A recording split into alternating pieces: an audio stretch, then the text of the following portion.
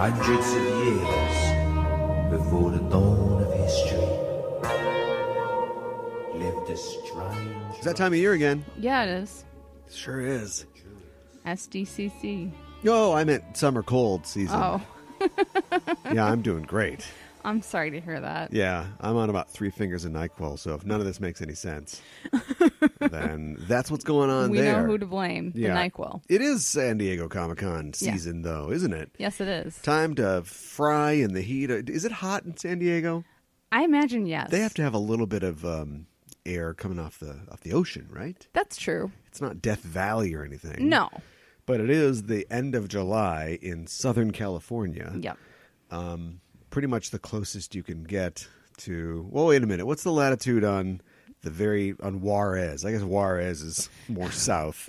I suppose. But, yeah, and that is in the desert. So anyway, you got nothing to complain about, San Diegoans? Yeah. We've done that bit already. Somebody else has done that bit. Yeah, and all the big announcements, of course, come from SDCC. We'll get there one of these days. Yeah, someday. You've never been, right? I've never been, no. Yeah, I've never been either. I've been to some big Comic-Cons. I've never been to San Diego, though. Seems like a mess. It does. And just, I don't know, all the anxiety around getting in line and all I this wouldn't stuff. get in line for anything. Like Hall H. I would never do that. You would like never go to Hall H? No. No. God, Okay. no. Not without a press pass. Okay. You know, and who knows...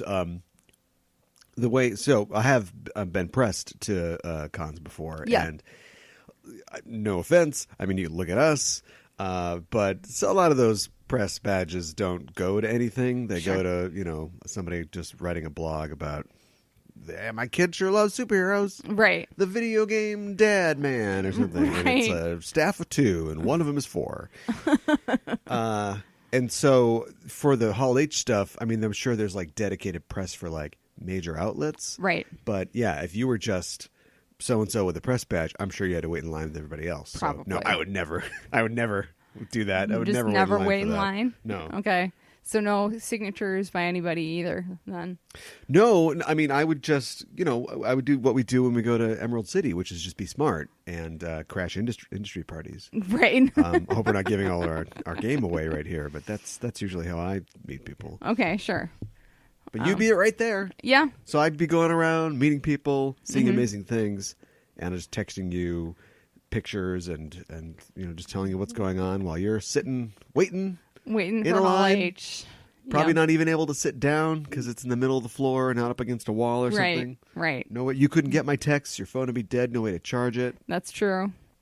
You're signing off on all this. No, I'm not. No. I don't like this idea at all. It seems to be what you're describing. I don't think I'd like to wait in line for Hall H either. I'd like to go to Hall H. I just wouldn't like to wait in line for it. Yeah, you can see that Deadpool panel. Yeah. Did that movie come out like 2 months ago? I know, right? I'm sure they had a panel for it last year, so why have a panel for it this year? But it came out in February. Well, no, yeah, that's when it comes out early. Yeah. Yeah, I don't know. That's weird. So anyway, we'll have news from San Diego Comic-Con this week on the Just Enough Trail podcast, Yep. which is what's happening right now this week. I'm your host, Caliban, joined as always by my co-host. Hi, I'm Mikan Hana. Oh, my goodness. We don't have any time. We got to go No, through. we We got a don't. huge show and a bunch of things we got to talk about today, and so we got to get right to that stuff. We're going to be talking about general news, SDCC news, Yep. probably mainly a lot of the trailers that are going to come out. Yep. Like, I like good interviews and that, oh boy, this guy had an axe and he was dressed up as somebody or Right. all that. But like the trailers are like the real physical thing that we can kind of take away from this and that you can see Absolutely. as well. And all the trailers we talk about are available on YouTube, so you can check those out.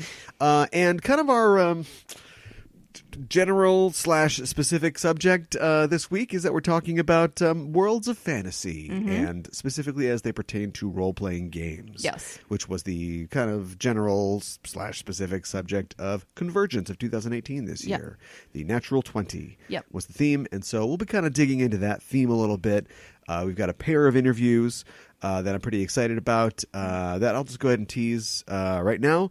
We talked to Satish Jayaraj about his world of fantasy. He's an author and also his experiences with fantasy and with CONvergence, Yep. which was very exciting to get a chance to talk to him. And we'll also be talking to Victor Raymond, who is a guest of honor at CONvergence and has a long, long, long history with role-playing games. Yes. And so we'll be talking about him and his history with role-playing games and his history with both CONvergence and with Minicon. And we'll be talking about a couple different RPG, D&D themed sort of entertainment distractions. One of which is the Dungeons and Dragons cartoon. Yes. From the 80s. That's right. Which is, I don't think you knew existed. I did not know. So this will be a fresh take on that from you. And I actually watched on TV. Okay. Yeah. All right. I was like, whoa, it's D&D. Yeah. And I started watching it. I'm like, this isn't D&D. But we'll get into that. We'll get into that later. Yeah. And also a film from the 80s as well that we want to talk about. Actually, kind of from the same time. Right. A Richard Donner film called Ladyhawke. Yeah, that's right. Which needs no introduction. No. It just goes, that sort of standard stock hawk sound effect. Yes. How you doing? I'm doing well, Cal. Trying to stay cool. Well, like not sick. You're right. I'm not sick. How nice. Not yet. Anyways. How nice for you. Knocking on wood. I'm sorry to hear you're sick. Well, it's not all that bad, but it's not great. It's not great. Could be better. Nobody likes being sick. No. Do you have any home remedies for when you get sick? Just lots of sleep, tea with honey in it. Yeah. Lots of sleep. Mm-hmm. So that's why I guess you never get sick because you sleep all the time? That's not true. I do too get sick. Sick or well, I live my life the same. Do you? Yeah, pretty much. Okay. No sleep, tons of caffeine, and then, bleeding from the head or not. And I am just doing what I do, which is producing and editing content for this thing right here. Right. And let's just get right to it. All right. Let's talk about some news. All right. I don't think we even have time for a news rally where we usually go through and I read story titles, headlines. You get to click on whether you want to know more or not. I think we just got to go just headlines. Okay. That's how you read the news these days, right? Largely, That's yeah. how I read the news. And it depends on the story. I hope Maybe there's I'll nothing read important. further. I hope there's nothing important in the body of the text. Yeah. Because it's all just headlines. Right. At least as far as I'm concerned. And so some of the headlines go kind of like this. You know that Dune movie they're working on? The Dude movie? Yeah, the Dude movie. What if there was a whole Dude series? Oh my gosh. Hey, dude, where's my girlfriend? Right. Hey, dude, where's my, motorcycle? Hey, dude, where's my cold medicine? I thought you meant like the dude, like the Big Lebowski, the dude. Well, he'll make an appearance. Oh, okay. For sure. Hey, dude, where's my carpet? Yeah, right.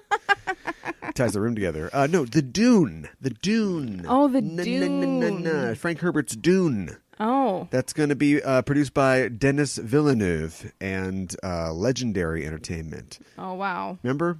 I don't remember No, you don't hearing remember. about That's this. fine. We just watched Dune, talked about it, watched the Hodorowski's Dune Yeah. documentary, talked about it. And You Yeah. don't remember any of this. Okay, anyway, so so for you and for people who don't know, Denis Villeneuve, who is everybody's favorite average filmmaker, in my opinion, but he does certainly. It's more Roger Deakins than him, right?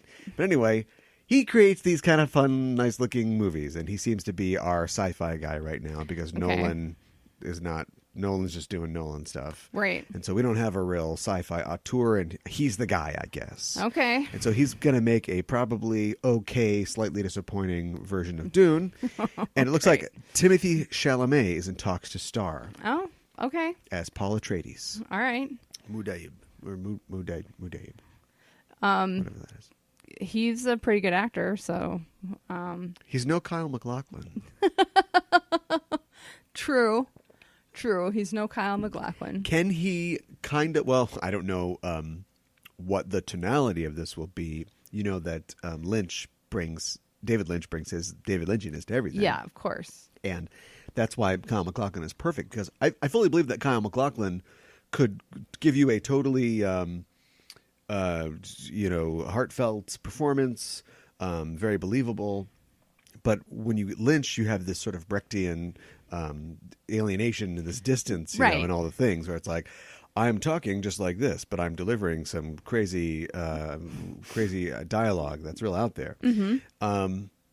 So, I mean, you kind of get that with his Paul Atreides. Right. But I can see Timothée Chalamet is he's like this young, passionate actor. He throws himself into it. So when he sticks his hand in that box, and he feels the fire, he's going to be like,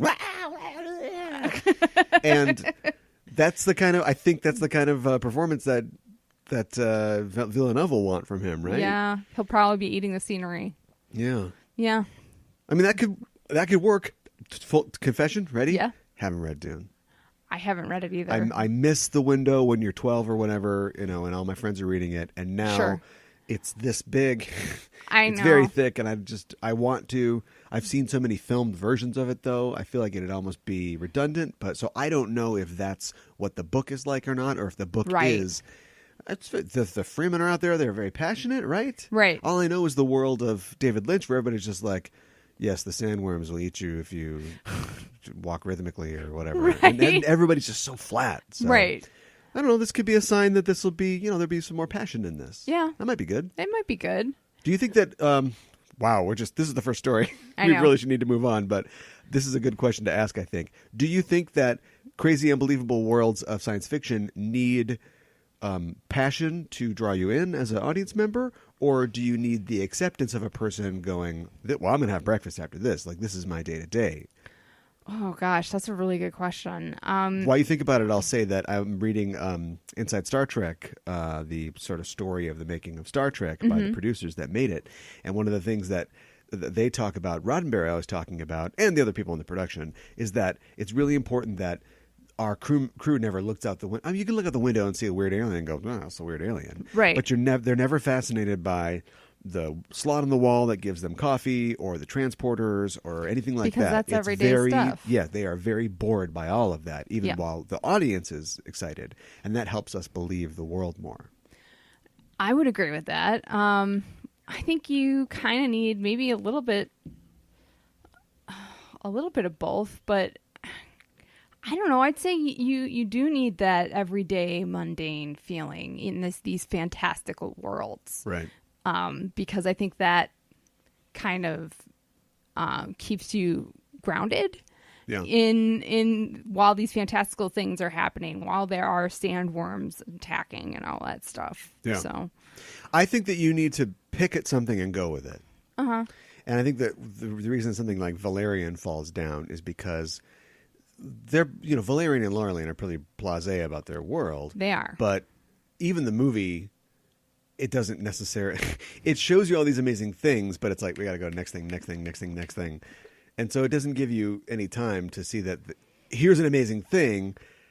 And Valerian's like, I got to take a poop. Like, he's just very unimpressed. Yeah. Or they're like, wow, big market. It's so amazing. Look at all these things. Right. It's just sort of, and that's a whole Luc Besson conversation that it is. we can't have. So, want to move on? Yeah. Here we go. Okay. Netflix's subscriber growth stalls. Okay. Yeah, they added 5.2 million subscribers instead of 6.2. They added. There's a whole other show we could do about how corporations are unable to feel satisfied with anything. Yeah. Is it possible to grow forever? Doesn't this drive and need to grow forever as a business? I feel like put it you does. out of business eventually or lead to catastrophe? Mm-hmm. Capitalism, everybody. Right. But Stephen Brust isn't on this show. So I'll just say that Netflix is, their stock dropped about 12% on that news. And so they are now looking to make a bunch of crazy, stupid moves when all they should just do is just keep streaming Cake Boss or whatever. Calm, Netflix. Okay. Like, wow. I think they freak out a little bit too much. Yeah. About things in general. Well, let's move on. We're just going to itemize some of these things, even though we'll kind of circle back to them when we talk about SDCC trailers later. But it's been announced that a Batwoman TV series is being in development at CW to join the Flareverse or whatever they call it. The Flaro-Flegends verse. I think this is good news overall. I'm excited that the Batman universe is coming to the Bat Family universe is coming to CW. Yep. Little concerned that it's going to be dark and gritty and all that. I'm pretty sure that it's going to be developed by Greg Berlanti because Okay, good. he needs a show for every digit Yes. that he's got. That's so, true. 21 shows. Yep. Let that slip by. And this will be on the CW. Yeah. I think. So it'll be on broadcast. We'll talk about why that's probably a good thing compared to DC Universe, the web series shows. Yeah. In a little bit. I know that when we first talked about this off the air, I joked about how I was a little worried about it. I think that the fact that it's on TV will assuage my fears. My fears being that, yes, it's exciting that this is the first lead on a superhero show that's a lesbian woman. Right. And I was worried about their sensitivity in dealing with that. Yes. And the kind of things that you Absolutely. need or that they think you need to get somebody in to a show. Just wall-to-wall boobs is what I was worried about. Right. And I think it's okay because when you think about it, they've done a really good job with White Canary. Yeah. Like a really good job. And so if they just keep that same head on, we'll be fine. Right. Not to say that she can't, have relationships or that it can't be sexy and, at times Right. and have a romantic life, but just like, deal with it the right way. Yeah. Don't be like exploitative or that sort of absolutely. thing. Exactly. So yeah, no, I agree with you, and I do think that it being on broadcast will That'll keep help them that from doing the kind of last. thing that, man, I really want to talk about it, but we got to save it I know. for the trailer segment. We'll get there. Yep. Hey, the faster we go through this, the faster we get there. Yep. Shuri is getting her own series on Marvel Comics. That's awesome. It is. I'm excited about that. I'm excited about that as well. It's going to be written by the person who did the Long Live the King, some other Black Panther stuff, Okay. Nnedi Okorafor, Okay. which is good news. I hope that they keep I feel like the character has always had an edge. Yeah. And, not the movie version. She's just like fun, like a Tumblr person come to life. That's true. Which is Yeah. fine, but she always was kind of dangerous and had an edge. And I think they're probably gonna. Oh, the character's like this now. Oh, what are those? Changer for yeah, the kind of like how movie. Star-Lord went from like a real kind of questionable kind of guy Right. in the comics to like. Yeah. Just because of the success of the films. Right. So I hope they don't totally wreck the character, but I'll definitely be checking that out. I can't believe I can't believe, but you have to believe. You will believe that a man can laugh. Yeah. And the Joker movie starring Joaquin Phoenix has an October 2019 release date. So getting right on that Wow. one. Yep, getting right on that one. That's super soon. Going to move on that real fast. Okay. Yep. So that's going to happen. It looks like Comcast has dropped out of their bidding war with Disney for 21st Century Fox's assets. Okay. Pretty much leaving them as the only Disney is the only suitor. It's the only bidder. Yeah. Yep. Okay. All so right. we'll have to see what goes on with that. Yeah. Wolverine Anxious to see Fight that. Nightmare. Yeah, exactly. Yeah, it's going to happen, looks like. Yep. Looks like Grant Morrison will be writing a Green Lantern relaunch. Okay. Yes. All right. Well, it'll be kind of darker and moody. Yes. Him and Liam Sharp, who is a very talented artist, are going to focus on Hal Jordan's life as a space cop. And it will, you'd think that Grant Morrison, there's no way he's going to be able to restrain himself from pulling in all the weird Silver Age stuff. And Right. you probably should see like some Green Arrow cameos and just, that's his thing, right? Right. But supposedly it's going to focus on Hal and take the character back to basics. Okay. For the fourth time in 15 years. Yeah, I know. I'm excited because Grant Morrison has gone from a guy who just wrote crazy mind-f books, Yep. who was very talented and you could enjoy, to a guy who has become known for now his mainstream work Yep. and sort of reinventing characters. And Sure. I really loved his Batman stuff. Mm-hmm. And so, yeah, I'm pretty excited about this. I think it's going to be good. All right. Sounds good. He'll find a core. My thing about Green Lantern is I like the character, I like the idea, but it's do I have time to tell this story? Before Iron Man became a movie star, Iron Man was a comic book, and yeah, sure, he was around. Everybody knew Tony Stark, Right. But it's kind of like a second tier or maybe third tier book. And no offense to Iron Man fans out there, but if I ever met somebody whose favorite character is Iron Man, I'm like, oh, I don't think we're going to be friends. Oh, no. Because there's just something about the way that they tell stories. It's completely unaware that we're rooting for this, white nationalist, or not nationalist, capitalist, warmonger that makes weapons. Right. And it's always about, I got to get more power for the power, and he's got the power and the suit, but now I've got more power, and I've got the suit, and it's better a suit. And it's like, where's the character? Where's the heart? Who cares? I feel like Green Lanterns are like that a lot. Yeah. I think it gets lost in all the aliens and the worlds and this and that. And that Jeff Johns is here and he's ripping everybody's heads off and ripping their dicks off. And it's so violent. Like, I think Grant Morrison will breathe a breath of fresh Silver Age air into it. Okay. Sounds good. That's my hope. We talked about DC's streaming service. It'll cost $8 a month to compete with Netflix. Okay. All right. That sounds about right. Yep. Right? Mm-hmm. It looks like, remember Alicia Witt talking about Dune? Yeah. She played Paul's sister in Dune, and she's played a couple other things. Yep. Never really had a huge breakout role as an actress, I don't think. I don't think so. She was actually in the new Twin Peaks, reprising that role. Yep. That she played on the original Twin Peaks, which was Girl Who Plays Piano. Right. That's all she had. So yeah. Anyway, so her name's Alicia Witt. Yep. She's playing. She'll be in a new version of the Jane Austen book Persuasion in an indie feature called Modern Persuasion. Okay. Why is it Modern Persuasion? Because they're going to have cell phones. They're updating it. Okay. Yeah. I see. Okay. Interesting. I'll probably be checking that out because I am a Jane Austen fan. What was the one that was like? Was it like Westworld for Jane Austen? Austen Land or something like that? Austen Land? Wasn't that a thing? I don't know. Let's say yes. I don't know. I'm not familiar with it. But okay, roll right in, everybody. Just at Mikon Hana on Twitter. That'll be just fine. Right. They're speaking of Netflix, they are ordering an original French series starring Omar Sy. He will be playing Arsène Lupin, the famous thief. Okay. And it'll be a, guess what, contemporary adaptation. All right. I wonder if they will look at the anime at all. I don't know if they will. You don't want them to? I think that would be a good idea if they did. To. Honestly. Yeah, I think that'd be a good thing. Yeah. Yeah.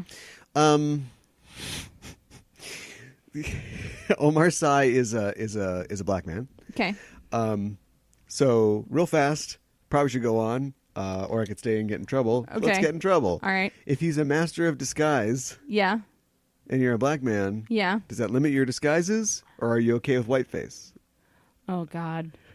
See, if you just leave minority characters out of your stories, and we all just live in a white nationalist paradise, right? Then it's easy to play a white man if you're a white man, right? But if you're a black guy, you're like, I gotta go white chicks on this. I gotta go Wayans.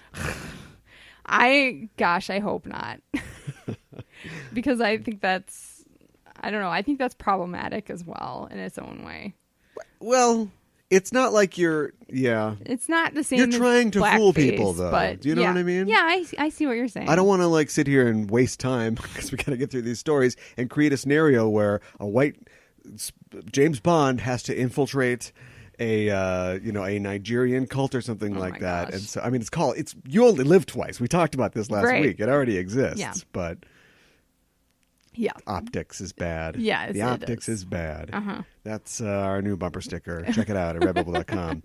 Speaking about comic books, we got another famous creator who is rebooting a character. It looks like Jeff Johns is going to write a new Shazam series. Oh, boy. I'm not sure if I'm excited about this one. Yeah, how soon before Billy Batson is ripping off bad guys' sticks? That just seems wrong in so many ways. Sure does. Yep. But hold on to your news about Shazam, because that's coming up. Yep. It looks like Stargirl will be joining the DC Universe streaming service. Okay. There will be a Stargirl show. It was announced. That's all we know. Okay. All right. The Courtney Whitmore Stargirl that Jeff Johns helped create. I'm not familiar with her, but I'll take your word for it. Yeah, you are. I am? Stargirl and Stripe. You saw him in the Justice League cartoon. She's got I don't remember. the biker shorts and the staff, and then Rusty, the robot or whatever, is like the guy in the Iron Man suit goes around with her. No recognition in those sorry. eyes of yours. Moving on. Let's get to the big news. Okay. The real big news. Yeah. James Gunn, writer and director of the Guardians of the Galaxy series, has been fired from Guardians of the Galaxy Volume 3 by Disney. Yes. After problematic offensive tweets of his surfaced. Yes. Tweets from around 10 years ago. Yeah. Mm-hmm. Here's where you comment. This is problematic to me in a lot of ways. Obviously, I don't think he should have said those things. I think they were offensive. Should he have gotten fired because of them? I find that really troubling because we don't want to support, problematic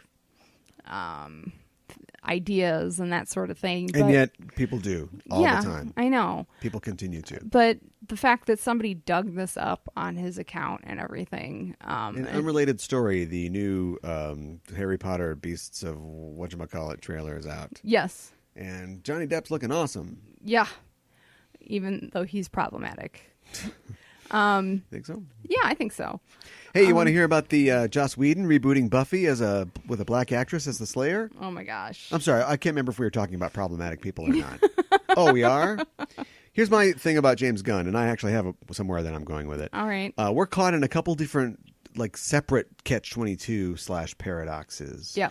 Which is that I'm not really offended by the things that he said. I'm offended in how lame they are.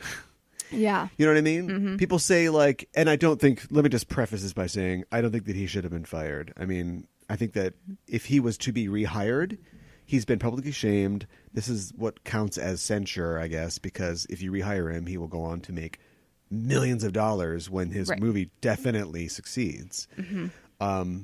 And so this little sort of black stain on his sort of reputation, I think, is punishment enough. Yeah.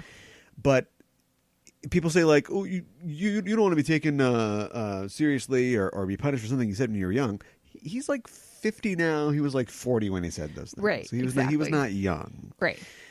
But he was better. acting like some 13-year-old edgelord, who was oh, these real edgy jokes. And they're just lame and not funny. His scripts are so funny. He clearly went through what a comedian or a comedic entertainer personality goes through. He developed and became funny. Right. So my thing is why didn't you just delete those tweets? I know. Or maybe they were, and these are all screenshots. I don't know what the situation is. But anyway, there are a lot of people who have said a lot more problematic things and haven't already apologized for them, like he did in 2012. Right. Before Guardians of the Galaxy ever even came out. Right. And there's a guy named Mike Cernovich, and there are also a lot of other right-wing actors who are basically creating fake outrage over this, and they won. They got him fired. Mm-hmm. And so now we're in a situation where we want to be, we want to be even-handed about this, right, and say that wasn't great. He's apologized for it. Just we're watching you, kind of thing. Right. But then you've got people who don't care. They aren't offended. They've said worse themselves. Right. Who are like, well, how come? Hey, he said a bad thing. How come this guy said a bad thing and it's not okay for him? Yeah. And they're just using this. I don't want to even say culture of outrage. It's really just about taking people to task for the bad things they do. You know, it's like the core of being quote unquote woke. Right.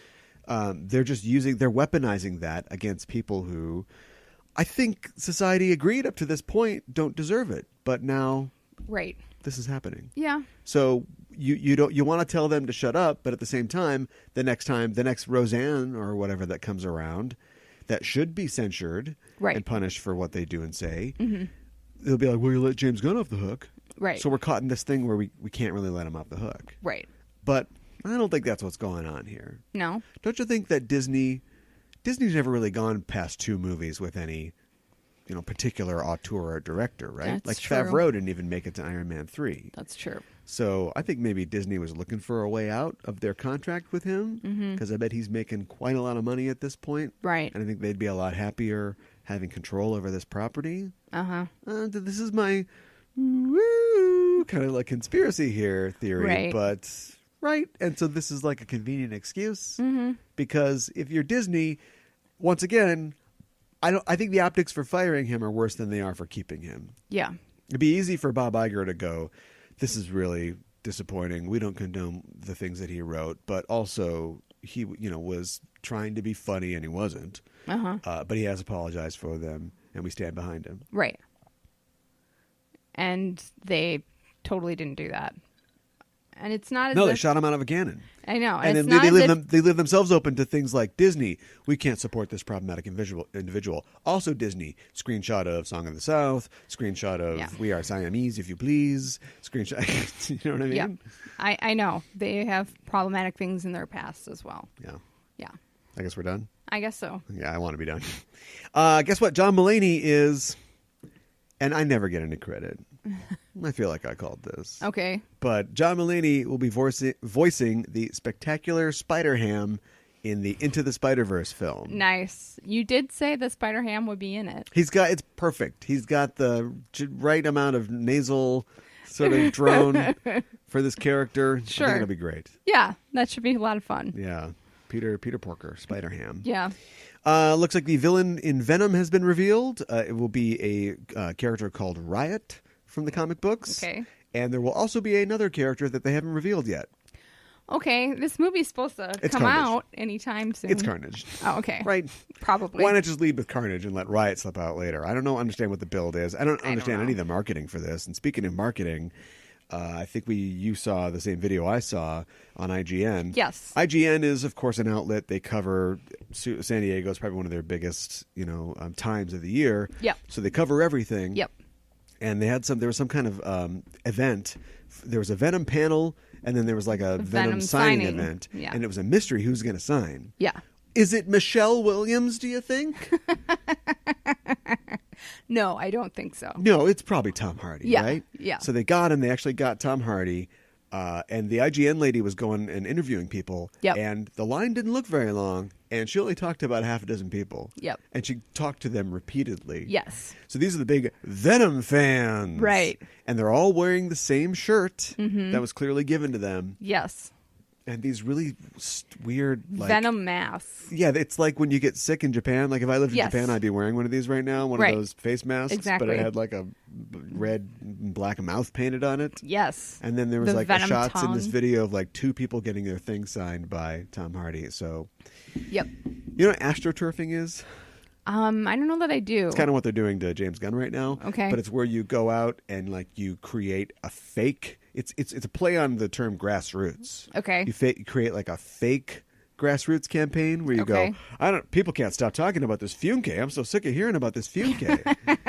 That seems like what they're doing. They staged this event. They found 14 people that I guess were willing to stand in line Right. for a chance to see Tom Hardy. Right. And that's what they did. Okay. 'Cause Yeah. it looked real sad. It did look real sad. I saw something else by IGN. Like it was like the promise of Wonder Woman footage, but all they did was talk about the footage that they saw. There's It a lot of wasn't- things like that. It wasn't a clip of it. Yep. I felt so gypped after watching it. Well, that's your inexperience showing. I guess so. Because I they should always have known better. To their you didn't read the title because to their credit, they do say footage description or footage review. It's not actual footage. But there was one Wonder Woman 1984 footage. Yep. At the con, there was we're pretty much done. Oh wait, one more story. There are going to be new Miracle Man comics. Okay. This has been going on for a long time. This back and forth about Miracle Man. And they finally worked out all the kinks. It's finally going to be published. It'll be Marvel Comics, and it's supposedly by Gaiman and Buckingham. Oh, interesting. One of the original teams on the original Miracle Man. How do you feel about this? We did it, right? Yeah. We did it. Yeah. Near the end of the series, it was kind of went off on this loopy sort of exploration thing, in the sort of early Gaiman superhero style. Okay. But it's really just all a reaction to Captain Marvel, right? And Shazam. Like it's an answer to that. And Yeah. so we're about to talk about how knock knock that'll come back as a property, but that's dead as a property, right? I guess. So you're not answering anything anymore. No. So what are you doing? I don't think know. Miracle Man really works on its own. I think it works as a commentary on comics in the Alan Moore style. Okay. So Gaiman's got his work cut out for him. Okay. All right. Good Fair luck. enough. Can't wait. Yeah. All right. Let's talk about real trailers. Yes. They're real. We've seen them with our These own two eyes. actually happened. Yeah. Yes. And they're all available on YouTube. And the first one that we have to talk about is, of course, fuck Batman. Oh my God, I know. The Teen Titans. Nope. They're just Titans. Are they just Titans? Yeah. Oh gosh. Okay. They can't screw each other if they're Teen Titans. I guess not. Can't show that. Oh my gosh. What'd you think of this trailer? I thought it was really dark and gritty. So if that's what they're going for, A+. But I gotta say it was a little lackluster. It was a little too dark for my taste. You said that already. I know, but it was just like over dramatic and in your face, and I felt like it was kind of antagonistic towards the audience. What I want to know is who's been holding Jeff Johns back all these years? I know. Because he's contributed to a lot of the Arrowverse shows, right? I think so. Actually, maybe not. I think he might just have an EP credit and maybe story suggestions, you know? Okay. But remember, he got kicked out of the film universe. That's true. Right? Yeah. And then we see Justice League, under the guidance of Joss Whedon, become a little more lighter. So they've realized, okay, all right, we get it. We do bleed. We all bleed. Right. Nobody needs to ask that question. No. Well, guess what, baby? What? Jeffy's home. I know. And he's on DC Universe. He's yeah. What I hated about this trailer is, and I know it's probably, well, how really is it? No, there was those pictures of them shooting that everybody hated. And so they're probably it's still in process, yeah. But there just wasn't, what's the show about? It seems like maybe It's about Raven's them going to be getting the together. outside character, right? Because she's having demon problems. Yeah. And that'll be the sort of inciting incident. But it doesn't tell a lot of a story, and it definitely doesn't introduce you much to the team. No. We see some of Starfire using her powers. Right. And then I think Gar jumps into frame once or twice. Yes. He never even turns into an animal or anything like that. No, and he doesn't talk or... No, he has no lines. No. Why give the comedy character any lines? I know. Because you bleed. I know, right? Is Cyborg going to be in this? No. No? He's in the movies. Oh, okay. So he's off limits. All so you right. can't even have Cyborg in your Titan show. No. This is Which is... How many seasons do you think this is going to go? We both agree, handshake without touching. This is going to suck. Yes. But how long do you think it's going to go? I'm going to say 3. Yeah, that's not bad. 3 is a little ways. Yeah. Yeah. Gosh.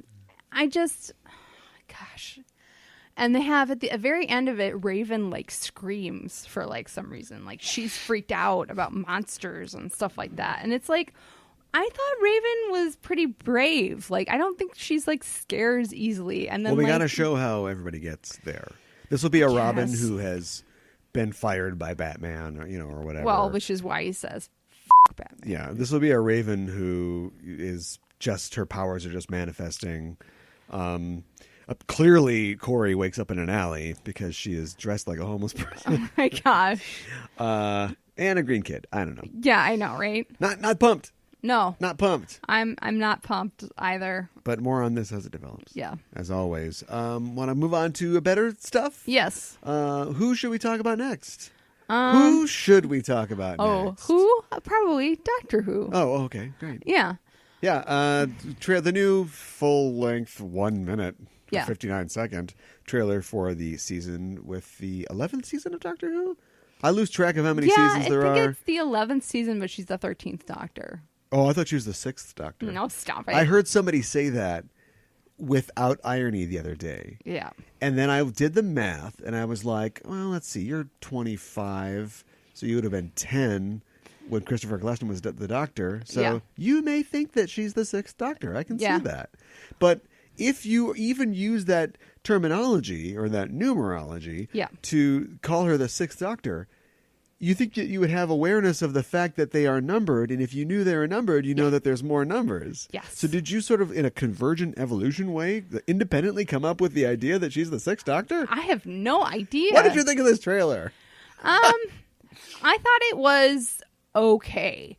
Not a lot of Doctor in it. It's not a lot of she's Doctor got a VO, in it. but It's there's a VO.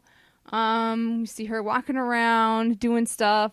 I mean, I'm excited about this season, but it didn't really give me a lot to hang on to. Yeah. What impresses me about Doctor Who, and we can't judge until we see the character, her portrayal, right? The stories and stuff, right? But all they can deliver right now is visuals, right? Yes. And what gets me every time is that Doctor Who has done a really good job of being on the forefront, or at least right in the meat part of the sandwich of the zeitgeist, for look.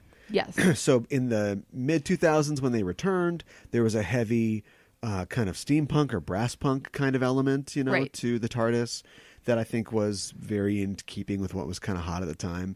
And now they've nailed, especially in this trailer, I think, this sort of washed out, bleak, sort of 70s sci-fi paperback cover kind of look. Okay. That I think looks great. Like, I think that I really want to, I hope they all look like that. Yeah. And we see that there's apparently three whole companions. Yeah. Varying in range and of age and stuff like that. Yeah. So, yeah. So I think that's cool. I don't like her screwdriver. I'm not a fan of her screwdriver. I don't remember seeing it.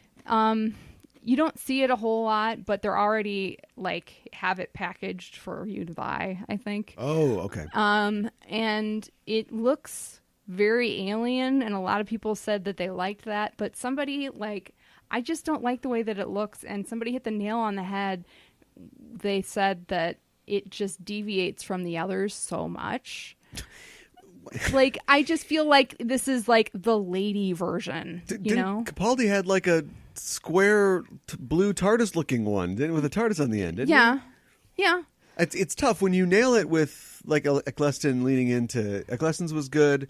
Tennant's first one was good. Mm-hmm. It's just kind of sleek and futuristic. And right. You nailed it. Yeah. And then now Matt Smith has got little claws coming out. Right. Capaldi's got the square light up one. Right. Yeah, where do you go from here? I know. You just pull a sub sandwich out of your coat it's a foot long. It's just too much. It's kind of curved, and it's got markings on it. It almost looks like stone. And Thank God that yellow. Stephen Moffat is gone, so he can't make the joke. Yeah, I know.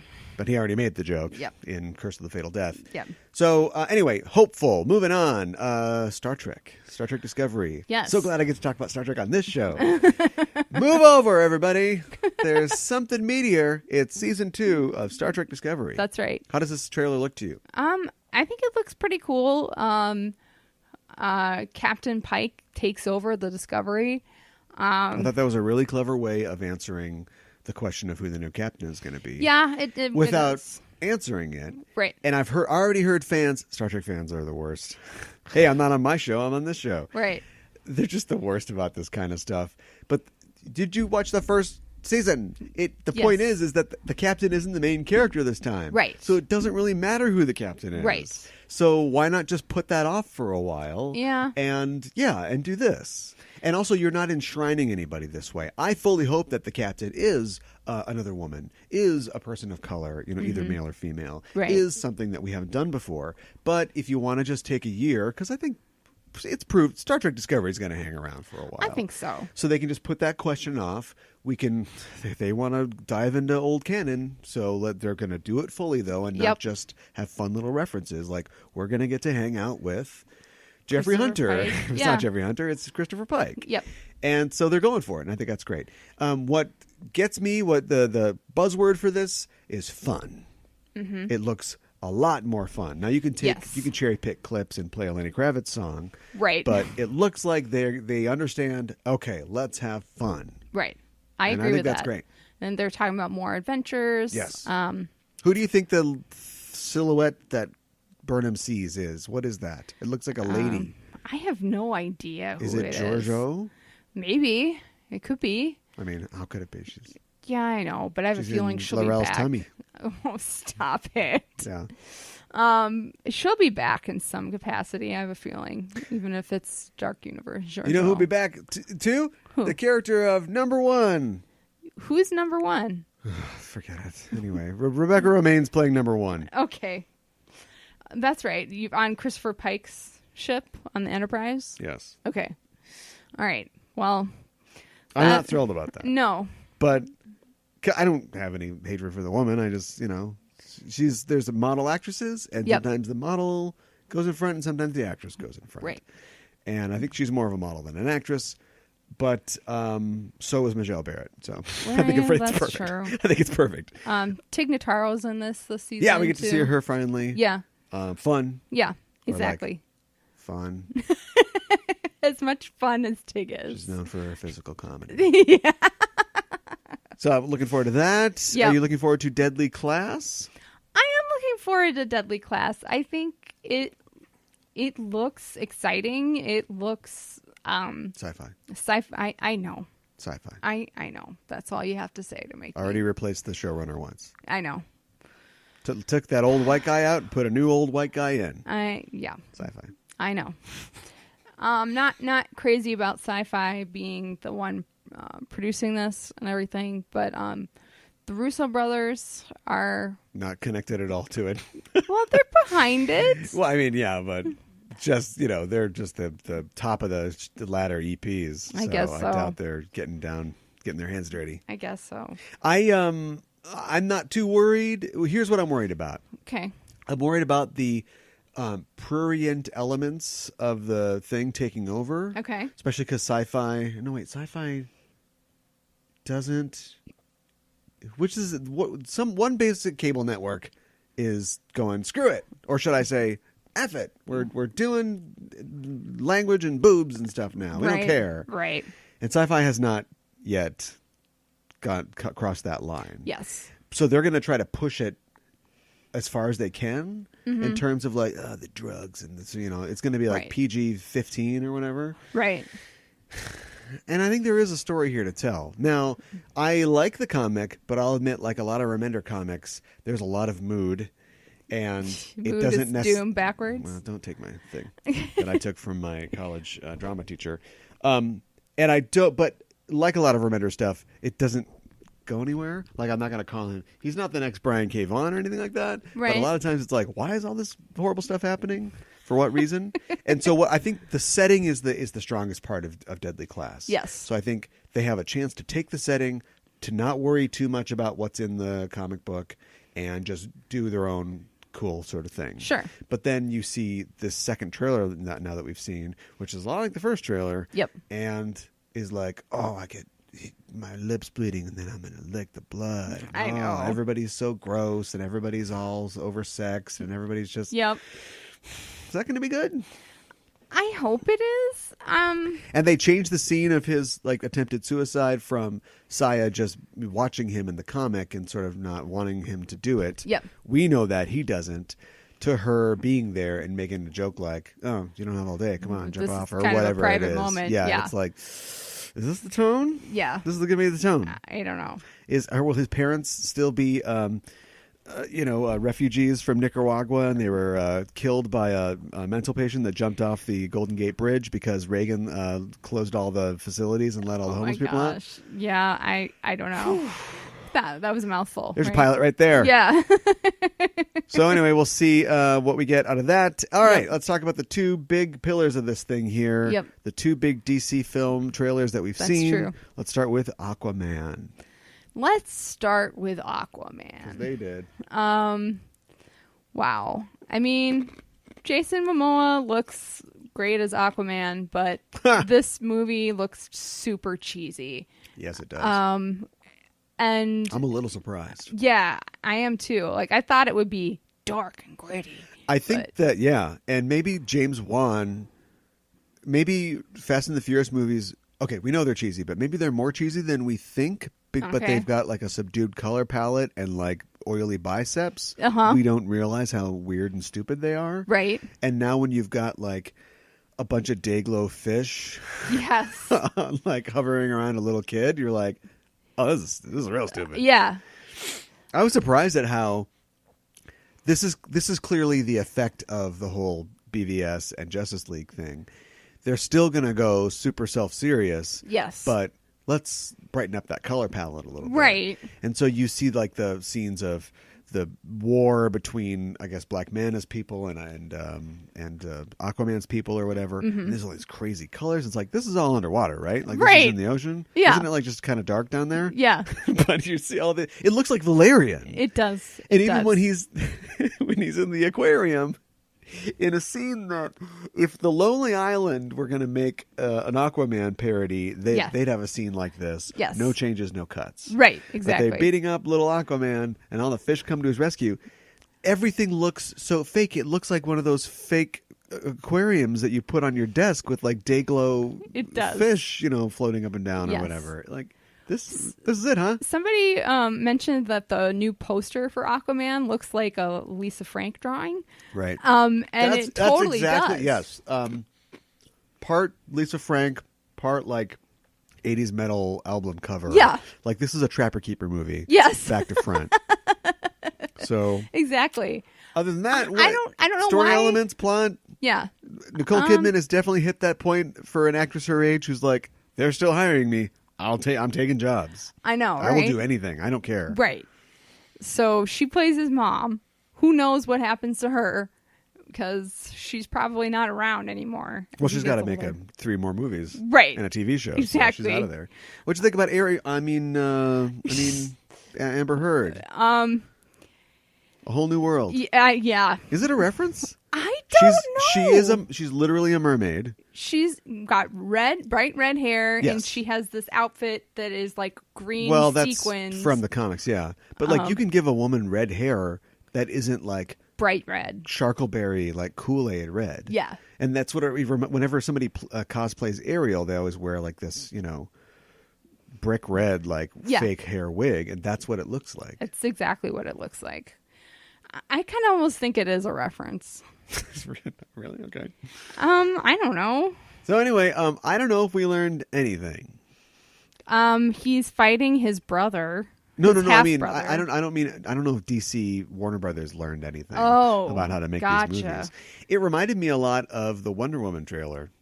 Really? Yeah, because that's all World War I, very subdued, washed out color palette. But if you brightened it up, I think they'd be very similar. It's like, he's got a problem, something. And then it's intercut with origin stories, like her hitting the things together and everybody going, and falling down or whatever. It's sort of like the aquarium moment for me. Okay. There's a thing where he's attacked on all sides and then he breaks the guy's sword or whatever. That's to me, that's like Wonder Woman.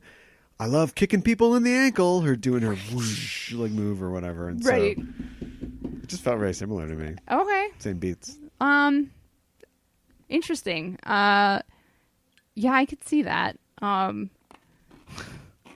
just don't know what the story is that they're trying to tell with this. He's no, I don't want my kingdom, and you gotta take your kingdom, and I've seen it. You gotta fight your evil brother. Seen it before. Yeah. Played by Patrick Wilson. Great. Love that Patrick Wilson. All right. It's time to be happy. Yeah. It's time to be fun. Yes. And light. Yes. And we're doing it. Yep. Saying our magic word. Shazam. Whoa. Yes. Shazam, starring Zachary Levi, right? Yep. I guess the Chuck guy. Yeah. Unrecognizable. Yeah. I mean, I never watched a lot of Chuck. This is the same guy, right? I think so. So Shazam, it's already red, it's voluminous, it's like velour or whatever. So it's padded, right? You just pad it. Plus, very jokey air in this. Yeah. So it's okay if you pad his suit. It looks funny. He looks weird. But he's definitely worked out for this. Mm-hmm. And I think he's juicing, man. Because his face is totally different. Like, it is, I don't want to say puffy, but for a guy who only saw Chuck, on Subway commercials or whatever. Right. I don't recognize him at all. No. But that's neither here nor there. No. What do you think about this? I thought it was lighthearted and fun. I thought that it was, especially considering the fact that, oh man, so he is like a orphan who lives with other orphans, one of them who was crippled. What are we going to do with that, Jeff Johns? And kid, boy, I can't remember Captain Marvel Jr.'s name. Oh. Anyway, but he's like, yeah, I'm a cripple. Yeah, it's awesome. Yeah, I know, right? Wait, what?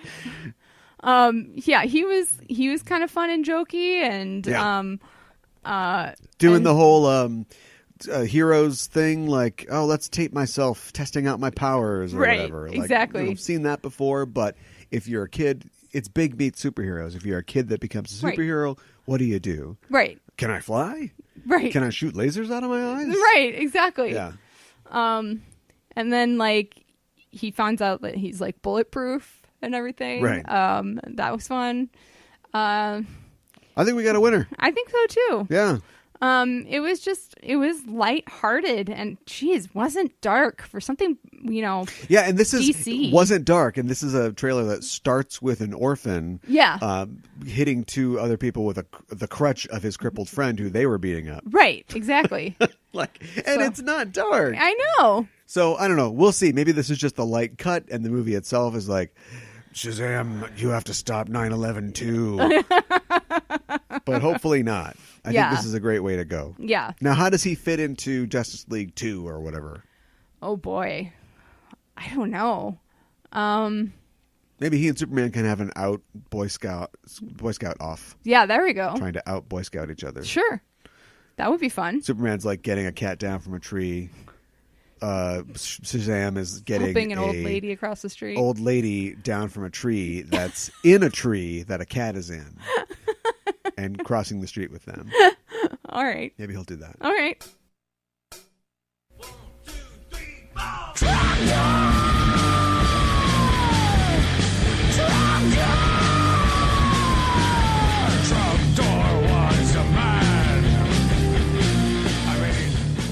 Okay, well, we're still short on time. Let's get right to it. Let's talk to Satish Jayaraj, who I talked to at CONvergence of 2018, and we talked about his World of Adijari series, also his influences. We talked a little bit about movies and our guilty pleasures, and actually talked about Bollywood a little bit, too. Nice. And we also talked about fantasy world economies and how they can possibly work. And here's our talk.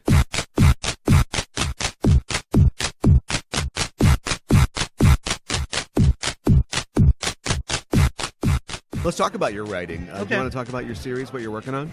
So my first novel's coming out hopefully in the fall. It was funded by GoFundMe, so crowdfunding basically. Yeah. And it's the first book in like a fantasy series, is what I hope. And my fantasy series is called... The novel is called Secret of the Zipacna Dragons, A Tale of Adijari. And Adijari is the world that I've been building for well over a decade now. Wow. And that's where I see all my fantasy stories that I will write, and I'm writing in different parts that take place in this one world. I've kind of made room for myself within this place to just kind of go in many different directions. Sure. And my passion has always been, I write other things, but mostly like that's been my main, I would say, obsession even. What was the origin of the world? What I love about this is that I wrote a story in high school that became basically what my novel is now. Secret of the Zipacna Dragons. It expanded. Yeah. And so that was like kind of the first big story I wrote. And I mean, the origin is... What is the origin of my world?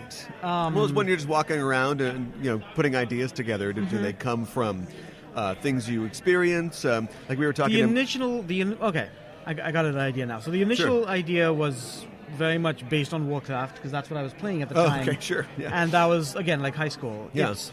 And then as I developed as a writer, as I really kind of chose, this is my passion, influences came in that make it like far more removed from like what it was originally, and different mythologies are really what affected it a lot. Yeah. So right now I have kind of 4 kind of different races in it. Intentionally, I have no humans in it. Okay. Because I want all of these ones to be human in their own way. Yeah, right. And each one of these kind of areas, it allows me to explore my passions in different mythologies. And what I really am interested in is the idea of the monomyth, where we have different mythologies that we see similarities within different mythologies. And I was interested in that. I was interested in searching for that commonality. and exploring it through fiction and through my own ideas kind of attributed to it. Does that make sense? Yeah, it does. Whenever you have humans, I like the fact that you've taken out the humans, because whenever you have them, they tend to be the baseline dominant. default. Yeah. Or the dominant, yeah. And There's a TV show called Farscape that I enjoy a lot, that I was on a panel for last night.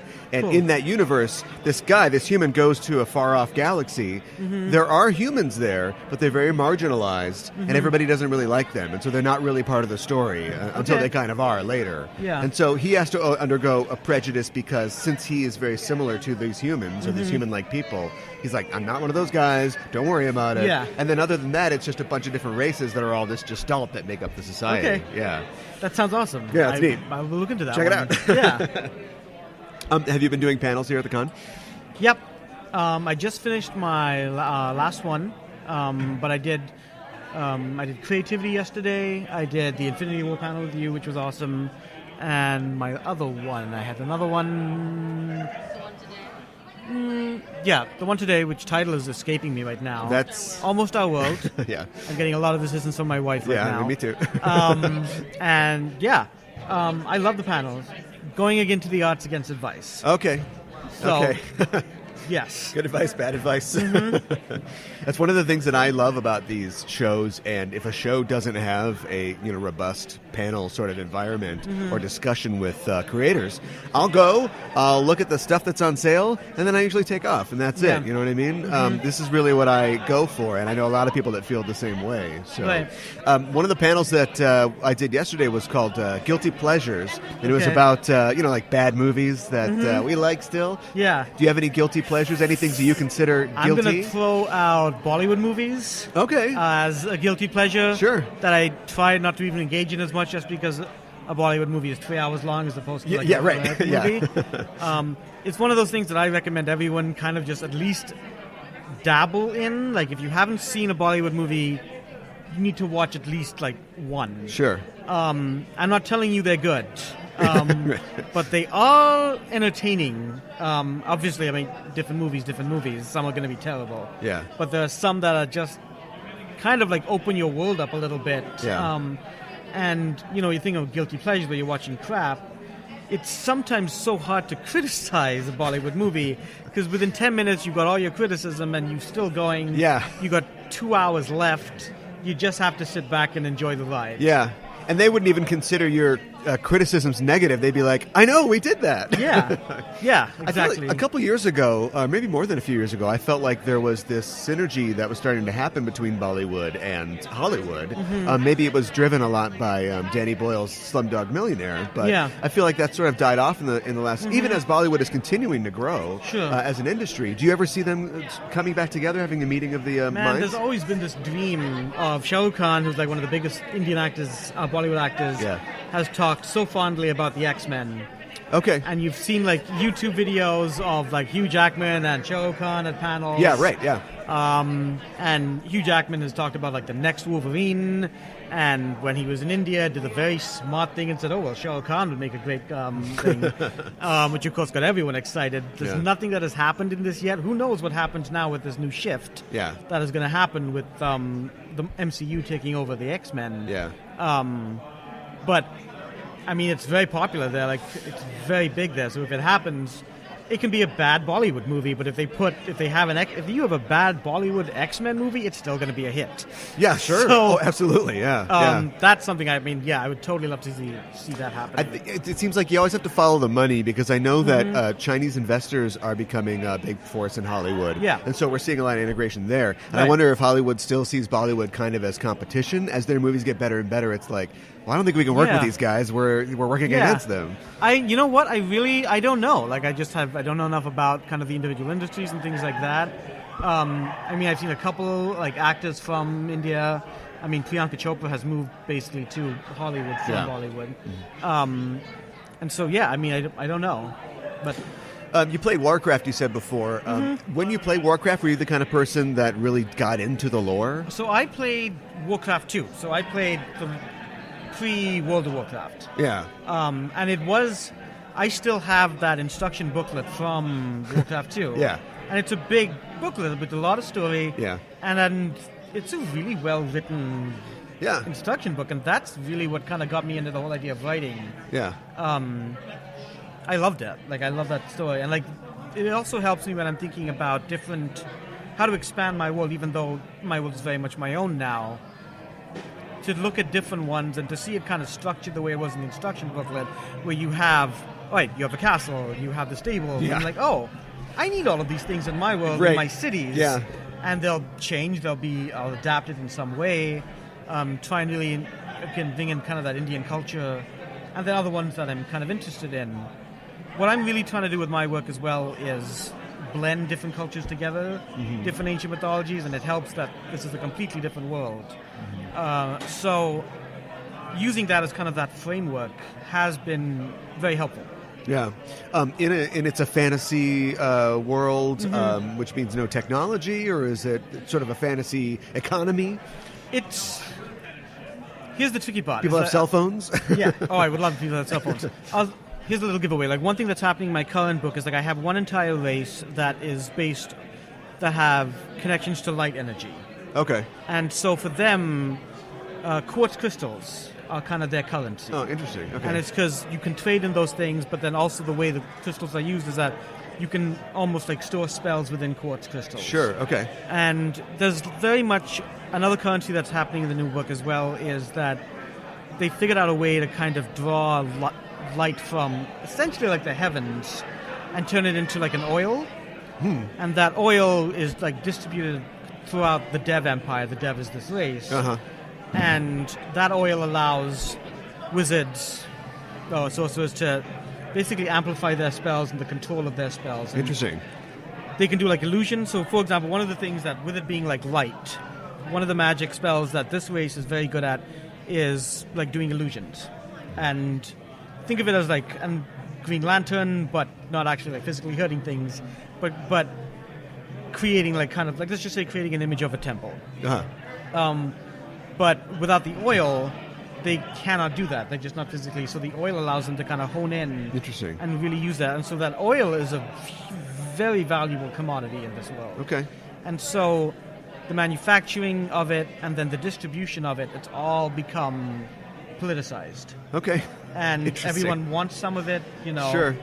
The enemies, the devs, try and disrupt it. Yeah. So that's one thing that's happening with this kind of corner of where the world is That's going. so neat. As I've started to write more myself, I've become very interested in the idea of economies in a fictional world. Because in the real world, I don't know anything about economics. Yeah. And so if it's a fantasy world, you just walk into a tavern and go, barkeep, here's a sovereign, give me an ale. Yeah. That's one thing. But I'm trying to write something that's like set near future, like 150 years out. Oh, so now I got to think about, What's the new currency? Yeah, what's the currency? Will corporations take over even more, you know, the economy and like...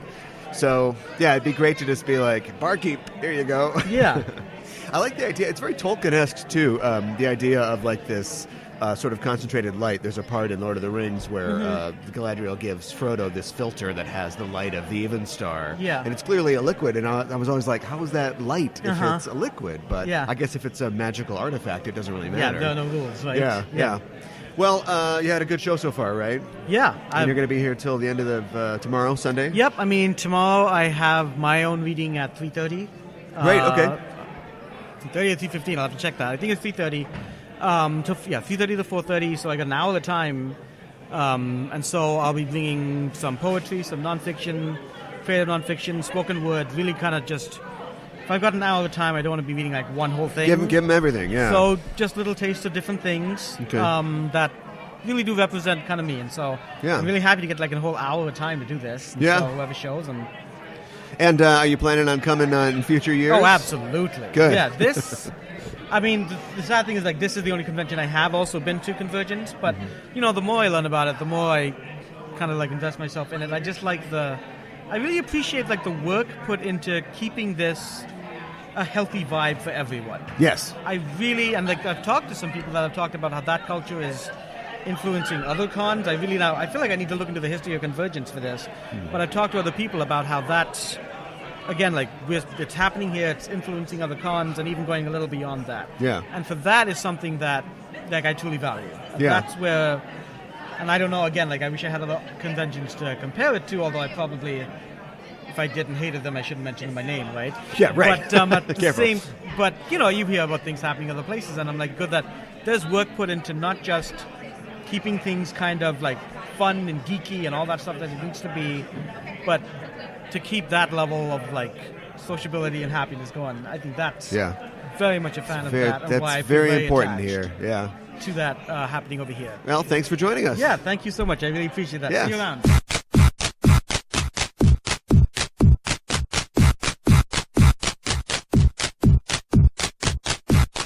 How do you feel about dragons? Do you have a favorite colored dragon? Excellent question, Okay. which I'll answer in a second. Okay. Here's how I feel about dragons. All right. If they're intelligent, why can't we work something out here? Right? Yes. In Tolkien's world, there's, there's literally a black dragon. But if there's just a dragon, they loves money or whatever, and they're Right. just basically evil, shoot on sight, fine. But in like something like D&D, there's a whole spectrum. They're Yes. like, Jeff Johns is hard as a rock. Like, there are many different colors of dragons. And so if the metallic dragons are good, can't we get like an Uber thing going? Or like maybe Sure. send like wormlings out, and they could be like those scooters that you just leave anywhere. So it's just sleeping on the grass. You go, let's go, come on. And you just jump on the wormling, and it flies you off to wherever you need to go. Sure. And then he just lands wherever, and I like this idea. pay him in gold, Yeah. something like that. Uh-huh. Probably a platinum dragon. Okay. Yeah, All right. Why is that? because they're noble and they're very powerful, and Okay. they're just kind of neat. All right. Sounds good. But if I can't choose metallic dragons, the classic red dragon. Come on, Okay. the red dragon All right. shoots fire. Yeah. That's what you want. That's what you want. All right. Sounds good. What about you? Gosh, I don't know that much about the different colors of dragons. All right. Well, then it's just a. What's your favorite Lisa Frank dragon sticker? Oh boy. I don't know, maybe a blue dragon. Okay. They're pretty. Sure. So shoot lightning, right? Well, in a Gygaxian one does. Yeah. Yeah. Okay. Save it. We'll talk about it. All right. Before we get out of here, I wanted to mention, or before we move on to our next thing, I wanted to mention that you can check out Satish's stuff at his website at spjayaraj.com. See all of his writing. You also, if you want to check out Cracked Walnut, which is the traveling reading series that he helped establish, that's based in Minneapolis, Minnesota, that's at crackedwalnut.com. And thanks to Satish for talking with us. So let's talk about dragons. All right. Dragons, colored dragons, all kinds of dragons. Blue dragons, white dragons, red dragons, Yes. green dragons, Uh-huh. black dragons. Yes. You can get them all in one dragon. Oh Right. no, it's Tiamat. Brah, brah, brah. Oh no, Venger. Yes. Give me my horn back. That explains why he's got one horn. I guess so. Let's talk about the Dungeons and Dragons cartoon show. All right, let's. Started in 1983. Mm-hmm. And you told me that you didn't remember this show because No. babies can't watch TV. That's true. Yep. We can try though. Yeah. God damn it, we've got to try. It was. I don't actually really know the full background on the show. I know it was by Toei Animation, Sure. which does a lot of series, both Japanese and sort of American series, that you would see. And it is a co-production of, get this, Marvel Comics or Really? Marvel Studios. Huh. This is the Marvel of the 80s, when it's like a lot of cartoons are based on or produced by Marvel. Okay. And TSR, Okay. the original owner of Dungeons and Dragons license, Oh, all right. which we'll talk about with Victor in a little bit. Okay. So yeah, it was by them, and it was developed by Mark Evanier, who is a comic writer and a writer, and he's also a TV writer, and he worked on a lot of different cartoon shows in the 80s as well. The Garfield show Sure. Love Garfield. with Lorenzo Music, the Richie Rich show, Thundar the Barbarian, Sure. which I like, and also Dungeons and Dragons. All right. Yeah, and so it's the I sat down, or we sat down, and I said, Yep. all right, let's watch a few episodes of this, and we popped the first episode in, and I had forgotten that this show is so efficient that the origin is the theme song opening video Yes. type thing. Yes. And it just starts. Yep. And that's a decision they made early on, which was, why have a whole, double length pilot or whatever where we explain why Eric is such an asshole or whatever? Right. It's just, look, the Dungeons and Dragons ride. Cool. Haha. I'm scared. I don't like this. Yeah. And then, you are now in hell. Welcome. Yeah, I know, am Dungeon right? Master. Yeah. And then every week the kids got to get out of there. Yep. And every week they somehow fail to get out of there. That happens a lot. Yeah. I've seen just at some point just about every episode of this show, and I would say, for 75% of them, they literally have the key to the magic door in hand, and you can smell the cotton candy on the other side, and they have to go back, and Uni's going to fall in lava or something like that. Right. So, we can't go. They have to do something noble. They have to save somebody. Yeah. Now, for a 7 or 8 year old me, that's stakes. Mm-hmm. I remember watching this and thinking like, oh, that's a big deal. That's a big deal. Right. They're not playing around here. Yeah, exactly. And I remember Venger being real kind of scary. He is scary. Yeah. He's that's a good absolutely design. Scary. In the first episode, they go to Merlin's castle. Yeah. And they meet Merlin and the dungeon master, who's this weird little dude who appears and He's disappears. Yoda-esque. Yeah, all the time. Had told them to watch out for what's his name? What's the bad guy's name again? Venger. His white hair.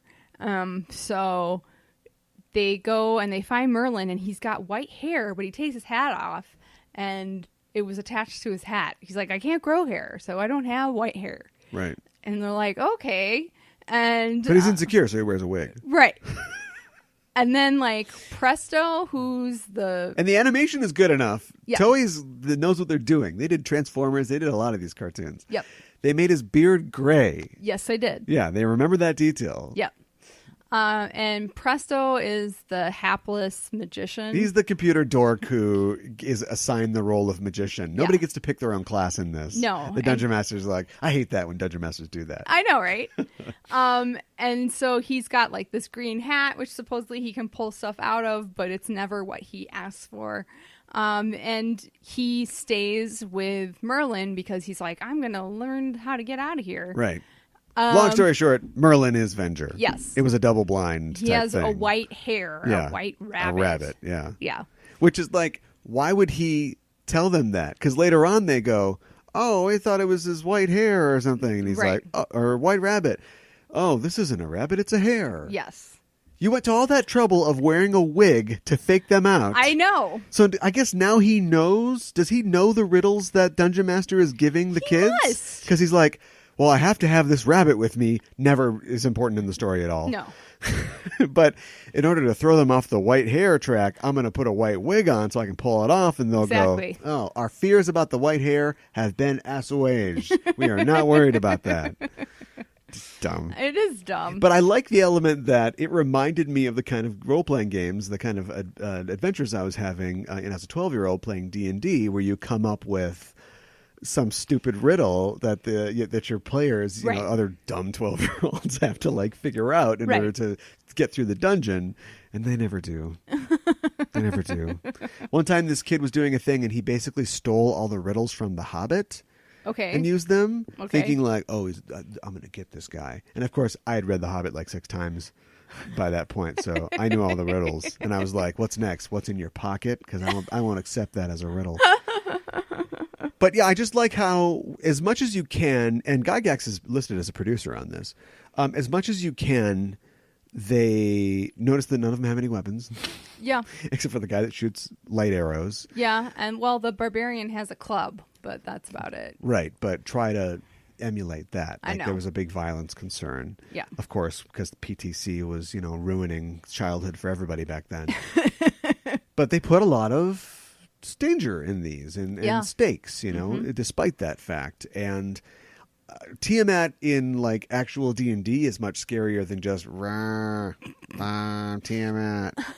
I have a big butt. Tiamat thick. Yes. And just walks very slowly, but I fall down a hole. Look out. I know. Don't you have wings? But I don't know, somehow they managed to pack a lot in there. And a lot of times you'll start they're 22 minutes long, and Yeah. every second something's going on. That's true. There are very rarely any moments where it's just sort of kind of jerking off. Right. So Well, and they adopt Uni really early on, a unicorn. in the credits. Yeah, I know. Yeah. And like then Uni's just part of their team. Yeah. So, yeah. So fun fact, Uni is voiced by Frank Welker, Okay. who was Megatron in the original Transformers, Nice. amongst many other things. And he's just like that's Yes. all right. All of my check now. Thank you. And Peter Cullen does the voice of Venger, who Okay. is he was of course Optimus Prime amongst many other things. Okay. I think I have those right. Okay. I have those right. I think so. And Willie Ames, who's I think he's kind of problematic now, but he's was the buddy on Charles in Charge. He was Okay. on 8 is Enough. Sure. He plays the Ranger. Okay. I think whose name is Mark. No, Okay. Hank the Ranger. Hank. Okay. And Donnie Most is Eric All right. from Happy Days. Eric, the snobby guy. It's Most. Who is my favorite character? I don't know. Who is your favorite character? No, Eric. Eric. Oh, okay. Yeah. I got you. Because this show went on for 3 years. If you Yeah. watch it, he actually kind of has an arc. He becomes like Okay. less selfish as it goes. Okay. But Evan Ear has said this at conventions, that it was pushed on them by just the higher ups to create. That was at the time that was really important in cartoon shows, that the group is right and the complainer is wrong. Okay. So there's sure. a reason that he plays that stock character of like, Right. "No, I don't like this. No, I'm going to do this. Right. That sort of Dr. Smithian character. Mm-hmm. But he never really follows the whole Dr. Smith thing where he's literally like trying to get everybody killed or, is Right. treacherous. Like he's just he is contrary. And so therefore we're trying to show that is negative, that will get you ostracized from a group. Right. Clearly it did not work because of the world we currently live in. Yeah. Right? Yes. But anyway, yeah. Okay. Eric definitely has a subreddit that is very toxic right now. Oh my gosh. When they eventually made it home, Yeah. he immediately opened up a very toxic subreddit. And also an anti-amusement park subreddit, I think, I probably, too. suppose that'd be right. I like that there are 2 female characters in this. Yes. It's a kid show, so it's not like they can get pregnant or be the love interest or whatever. Right. But they are resourceful. Yes. And I think that the acrobat character, Diana, is a Yeah. little bit marginalized. A little bit. There are episodes that focus on her later on. Okay. But yeah, I think you're right. It's just we all just happen to be different ages and different sexes or races or whatever. Right. We're all bringing our own thing. Great. It would have been nice to have some Asian representation. If you squint, no pun intended, I think maybe you could say that Eric is, but maybe not. Maybe. But the thing to do would have been to make Presto the Asian guy. Yeah. And I'm glad they didn't do that. That Yeah. shows a lot of, in not including that, it shows Right. sensitivity. Is Presto his real name? They just call him Presto. I know. Yeah. It's annoying. Yeah. Would you recommend this? Yeah, I think it's fun. Especially if you like D&D. You get to see a little bit of flavor of that, I think, with like them using their powers and all that sort of thing. Yeah. I would too. It's all of them are on YouTube. Mm-hmm. Somebody forgot to let that to renew that copyright, so Yep. you can watch the whole show on YouTube. Mm-hmm. Check it out. To find them, one way to rule them all. One way to find them, one to find them, one way to rule them all. Yeah, little Frodo, you got to rule them. Frodo, rule them with grim. All right, let's get to our interview with Victor Raymond, who we talked with at CONvergence 2018, where he was a guest of honor. Yep. And Victor wears so many hats. He is teaches sociology at Madison University. Mm-hmm. He's an advisor for the Student Games Club and the Gender and Sexuality Alliance there. Sure. He's on the board of directors for Tabletop Gamers, that we'll talk about in a little bit.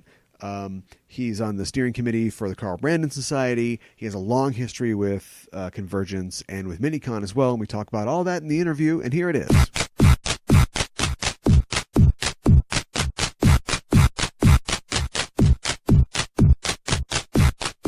How long have you been coming to CONvergence? Here's the thing. I have not been to every single CONvergence. Sure. materially, but in a somewhat weirdly spiritual sense. Okay. I have been to every CONvergence. Okay. And the reason for that is that I was the co-chair of the last large mini-con at this hotel. Oh, sure. Mini-con 33. Yeah. And CONvergence was started by a bunch of different people, some of whom I knew and some of whom I didn't. But one of the reasons why CONvergence was successful in its community building from the start was because people who I had worked with, some of whom had worked for me, like Ishmael Williams and Nadeem Khalidi, they picked up where I had left off because Minicon basically went with new leadership. Yeah. And they took the ideals that we were trying to build and make a part of our community for Minicon and brought that as new energy for CONvergence from day one. Sure. So being a guest at CONvergence 20 is a tremendous honor because I get to see how amazing this has turned out for so many people, and for people who I would like to think I gave a little bit of inspiration to. Yeah, well, I personally thank you for that inspiration because one of the things that I've always loved about CONvergence is those set of ideals. It's very different than your average con. I go to a con and like a wizard con, and it's all about autographs and catching a glimpse of a celebrity, and yet here you can have panels and discussions about all kinds of topics, and then that's what I'm in for. Yeah, and the thing about CONvergence is that because it is one of the larger, if not one of the largest, of all volunteer-run conventions, major regional science fiction conventions, it takes on the community, it takes on the principles of the people that are running it and the ones who attend. And I think that that's just amazing. And it is different for many people. Many professionals come here and like it precisely because of that feeling. Yeah, yeah. I noticed that you were, it's Natural 20 is the theme this year, which I think is somewhat RPG related. And I saw you eyeing our books as you came by the table before. Why, yes. We're also on the show talking about guilty pleasures this year. Things that you have, movies that you've watched, or perhaps games that you've played that are a little silly or people look down on, but you still enjoy them instead. Do you have any examples of role-playing games or systems in that vein? Guilty pleasures. Yeah, like I can't believe I'm playing this, but I'm having fun. Oh goodness, what would be a guilty pleasure in role-playing terms? Well, I have a lot of pleasures in role-playing games. Sure. I don't know how many of them are actually all that guilty. You don't have to feel guilty. Okay. I know that when I was growing up, GURPS was the system that everybody should know. GURPS is perfectly fine. It's very crunchy. Yeah. It does kind of break down at some points, although 4th edition's trying to plaster over those holes. Okay. That's good. okay. Good. To be honest, I started role-playing in 1975. Sure. I mean, I was playing... I was young, but from when I was a little kid, I was playing hex and chit board games, war games, know. So I got my start on things like Avalon Hills, Africa Corps, and Stalingrad, and Blitzkrieg. Sure. Okay. Because a friend of mine's, the father of a friend of mine was into these, and he had absolutely no one to play with, and so he drafted his son's, 7-year-old friend. Here, run these German tanks for me. It's like, sure. Sure, we'll go for that. Yeah. And the thing that ended up happening from there was that as I got closer to high school, I discovered that I had a bunch of friends who were in the SCA. Okay. Sure. I had friends that were performing at the Minnesota Renaissance Festival, who were running science fiction conventions.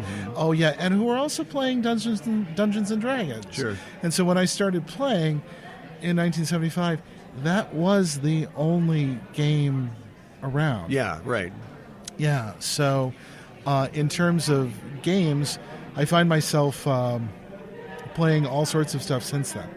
Okay.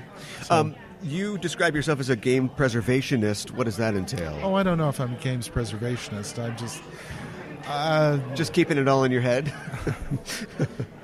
I would invite you down into my basement where you may see the Okay. collection. That's where the museum is.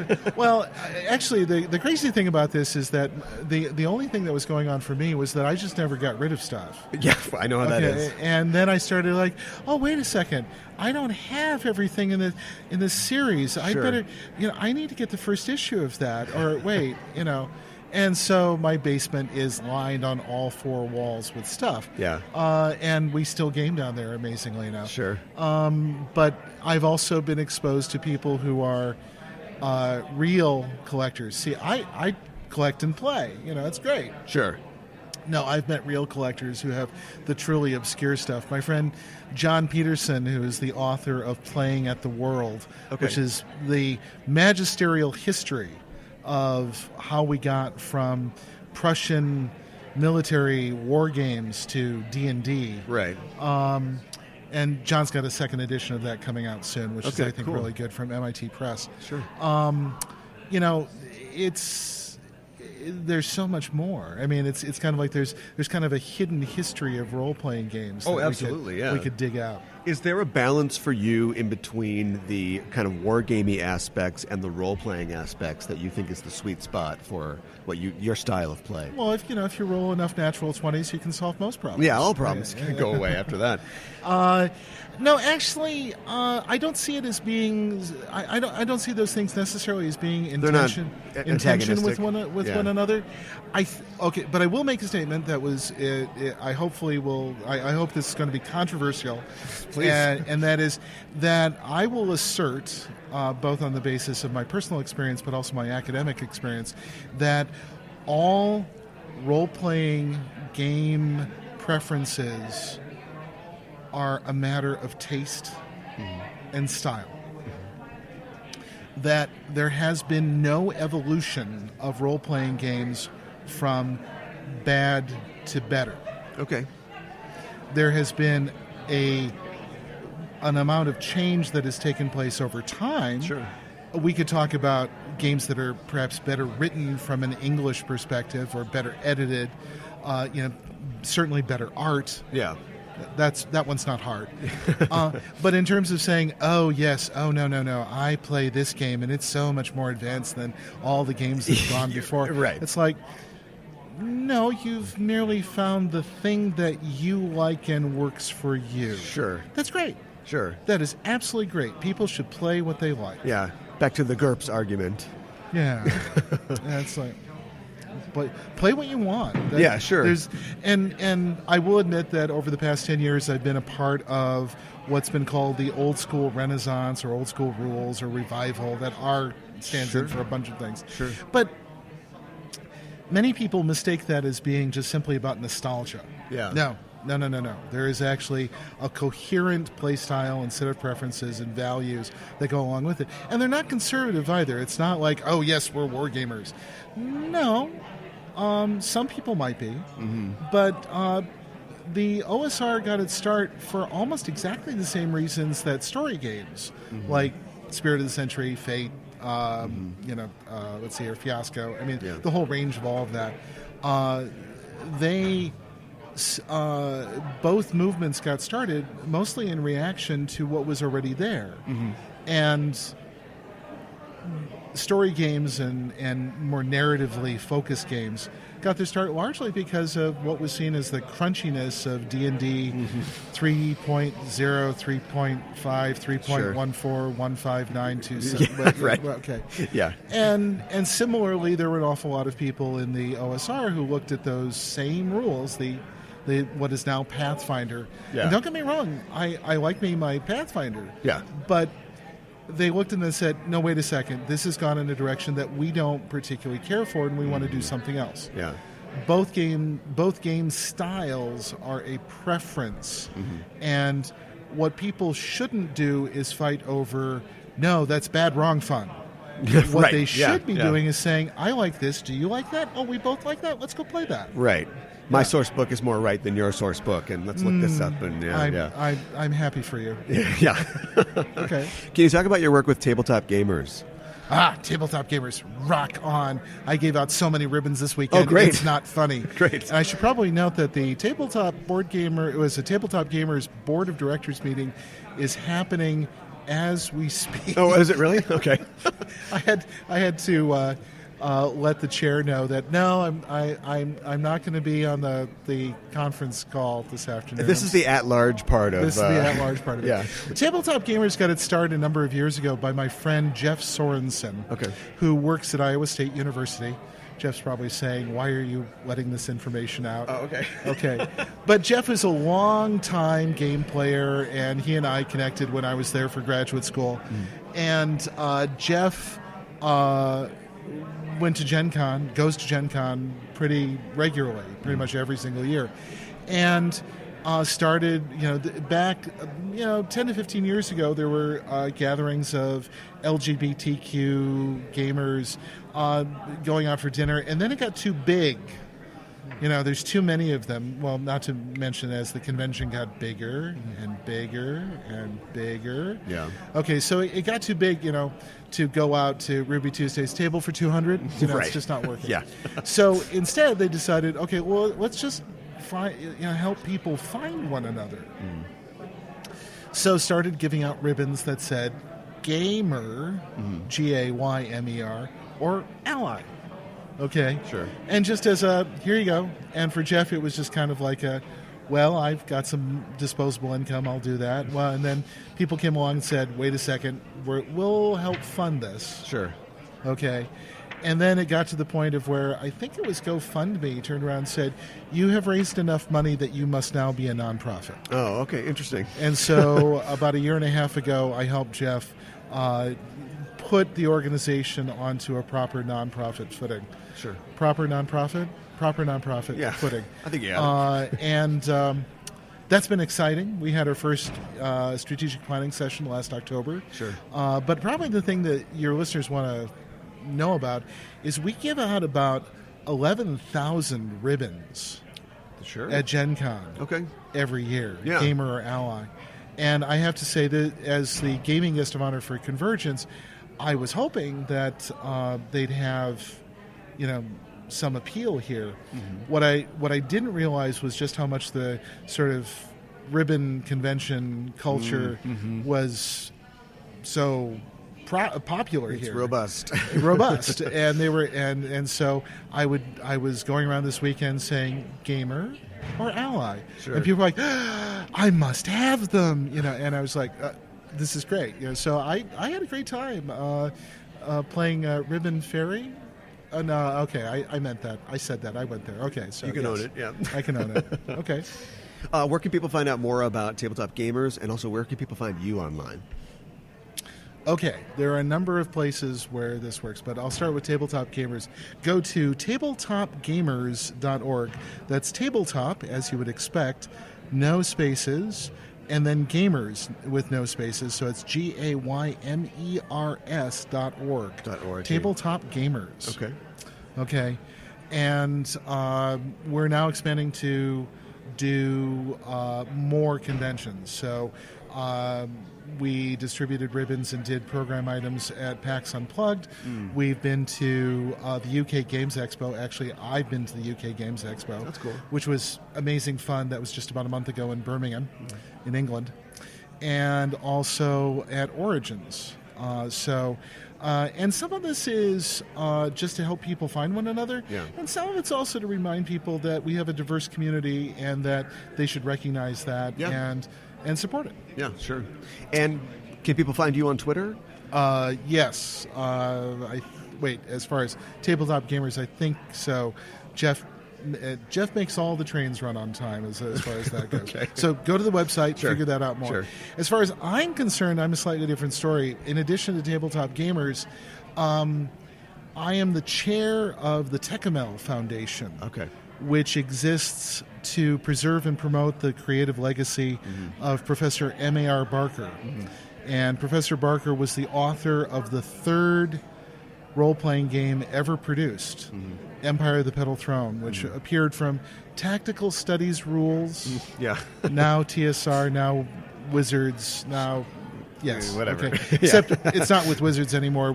The Foundation has the rights to produce for material for the world and to reproduce material that's been previously published. Sure.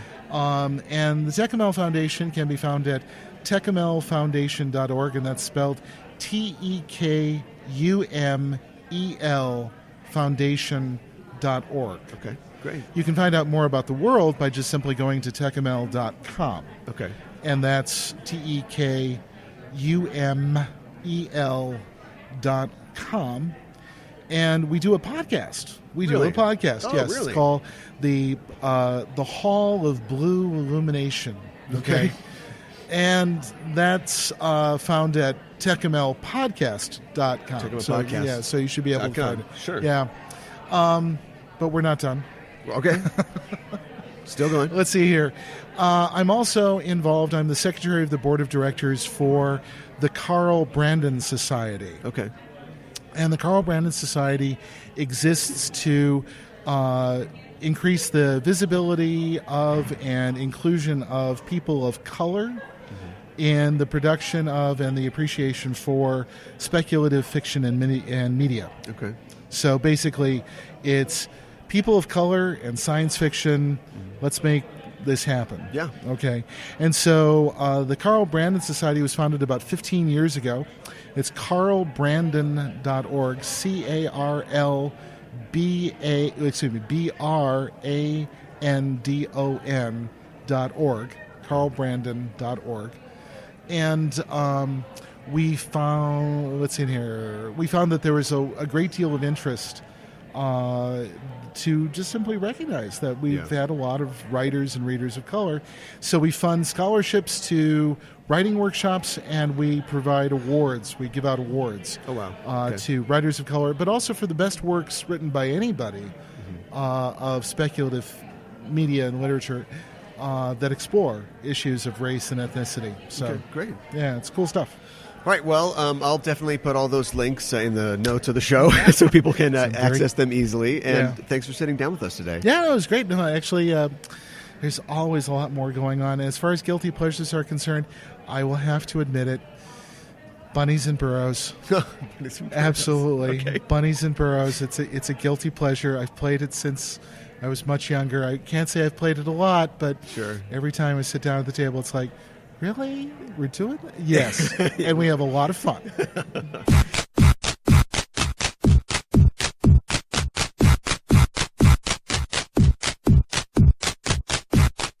What's your worst role-playing experience?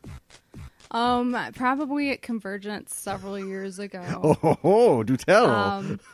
We were up on the 22nd floor, and it was in this one room. It was freezing cold, and the story was just dragging on in this game, and we didn't even get to fight that much. And it was a modular game where we were supposed to get to a certain point. And I think it was a society game. It was a Pathfinder society game, yeah. Yeah, but it was like there was so much time spent on us having tea or something like that. And and we didn't get to like fight or disable the traps in this house that was like mysterious. And it's one of the, it's like 4 or maybe like 6 hours like slotted, right? Yes. Like it's this much time. And it went over in the time. And so you're forgetting the best part of the story. Am I? Yeah, because for society things, you're supposed to complete this scenario and then you get points. Yes. Which you can apply to your sort of the meta game, which is leveling up your society character. Right. And thousands of people across the country all participate. It's in this sort of rally thing. Right. And at the end of the session, we hadn't completed the session. Yes. And so I can't remember. I want to say 6, but there's no way it was 6 hours, right? Let's say it was 4 hours. It was 4 long. if it was 1 minute. Yeah. At the end of it, he's like, all right, well, let's set up a time that we can get together and finish this. I'm like, no, you're going to sign our papers right now. We're just going to go.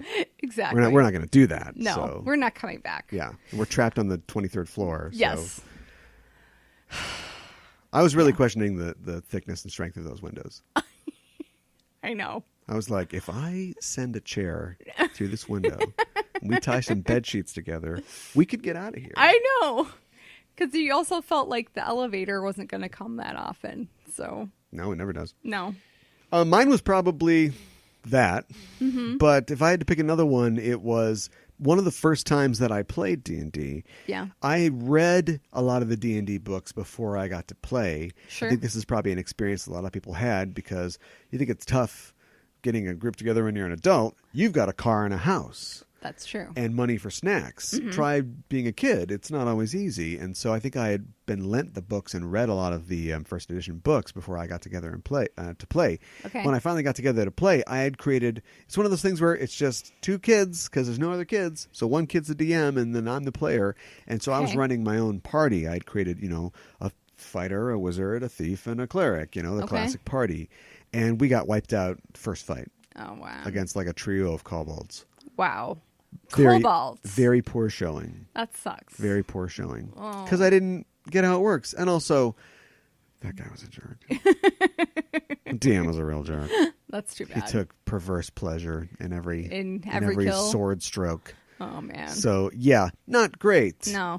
But anyway, we survived those experiences. Yes, we did. And continued on in role-playing. Mm-hmm. And so did Victor. It was great talking to him, as he mentioned, but I will re-mention here if you want to know more information about Techamel. You can find it at thetechamelfoundation.org or techamel.com. He's got his podcast, Hall of Blue Illumination, at techmelpodcast.com. This is all going to be in the notes if you want to click through on our show notes. Also, you can find the Carl Brandon Society at carlbrandon with an O.org.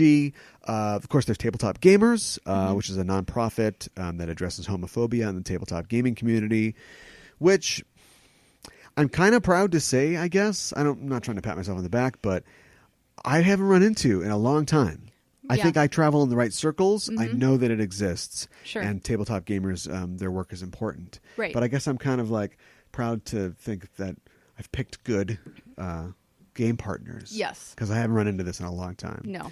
But it still exists. So if you want to know more, you can check out Tabletop Gamers. That's GAYMERS.org. All right. And I thought it was funny that he mentioned bunnies and burrows. What is bunnies and burrows? Bunnies and Burrows sounds like the greatest beat RPG ever, but it's not. It's Bunnies and Burrows, like we're going to burrow. Okay. And it's a role-playing game based on Richard Adams' Watership Down, Okay. Wow. which it seems like, I mean, if you're the type of person who can really get into a book about, bunnies, the drama of the life of a bunny, Yeah. I think you're the kind of person that could get into role-playing that drama. And so, yeah, that's right there. Okay. Play that. All right. So thanks again to Victor for talking to us. We hope to talk to him in years to come.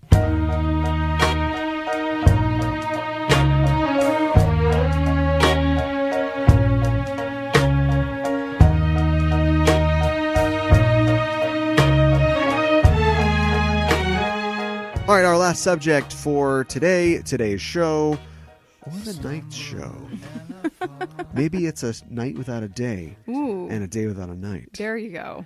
And a show without a point. Oh, come on. Or an end. Talking about a film from 1985. It's called Ladyhawke, That's right. which is both a good band name and an actual band name. Oh, my gosh. There Really? is a band called... Well, come on. You swoop right in and take that, right?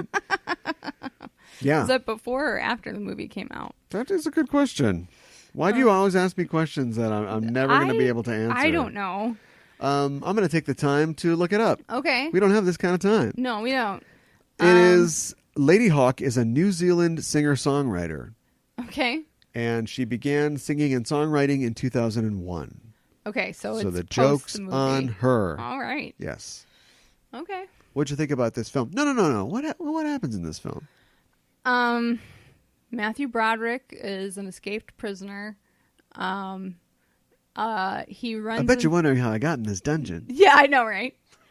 He runs into this guy who's badass named Navarre. And Navarre basically saves Henry of his Navarre? life. Yeah. It's all sort of faux historical Yes. kind of, yeah. Yeah.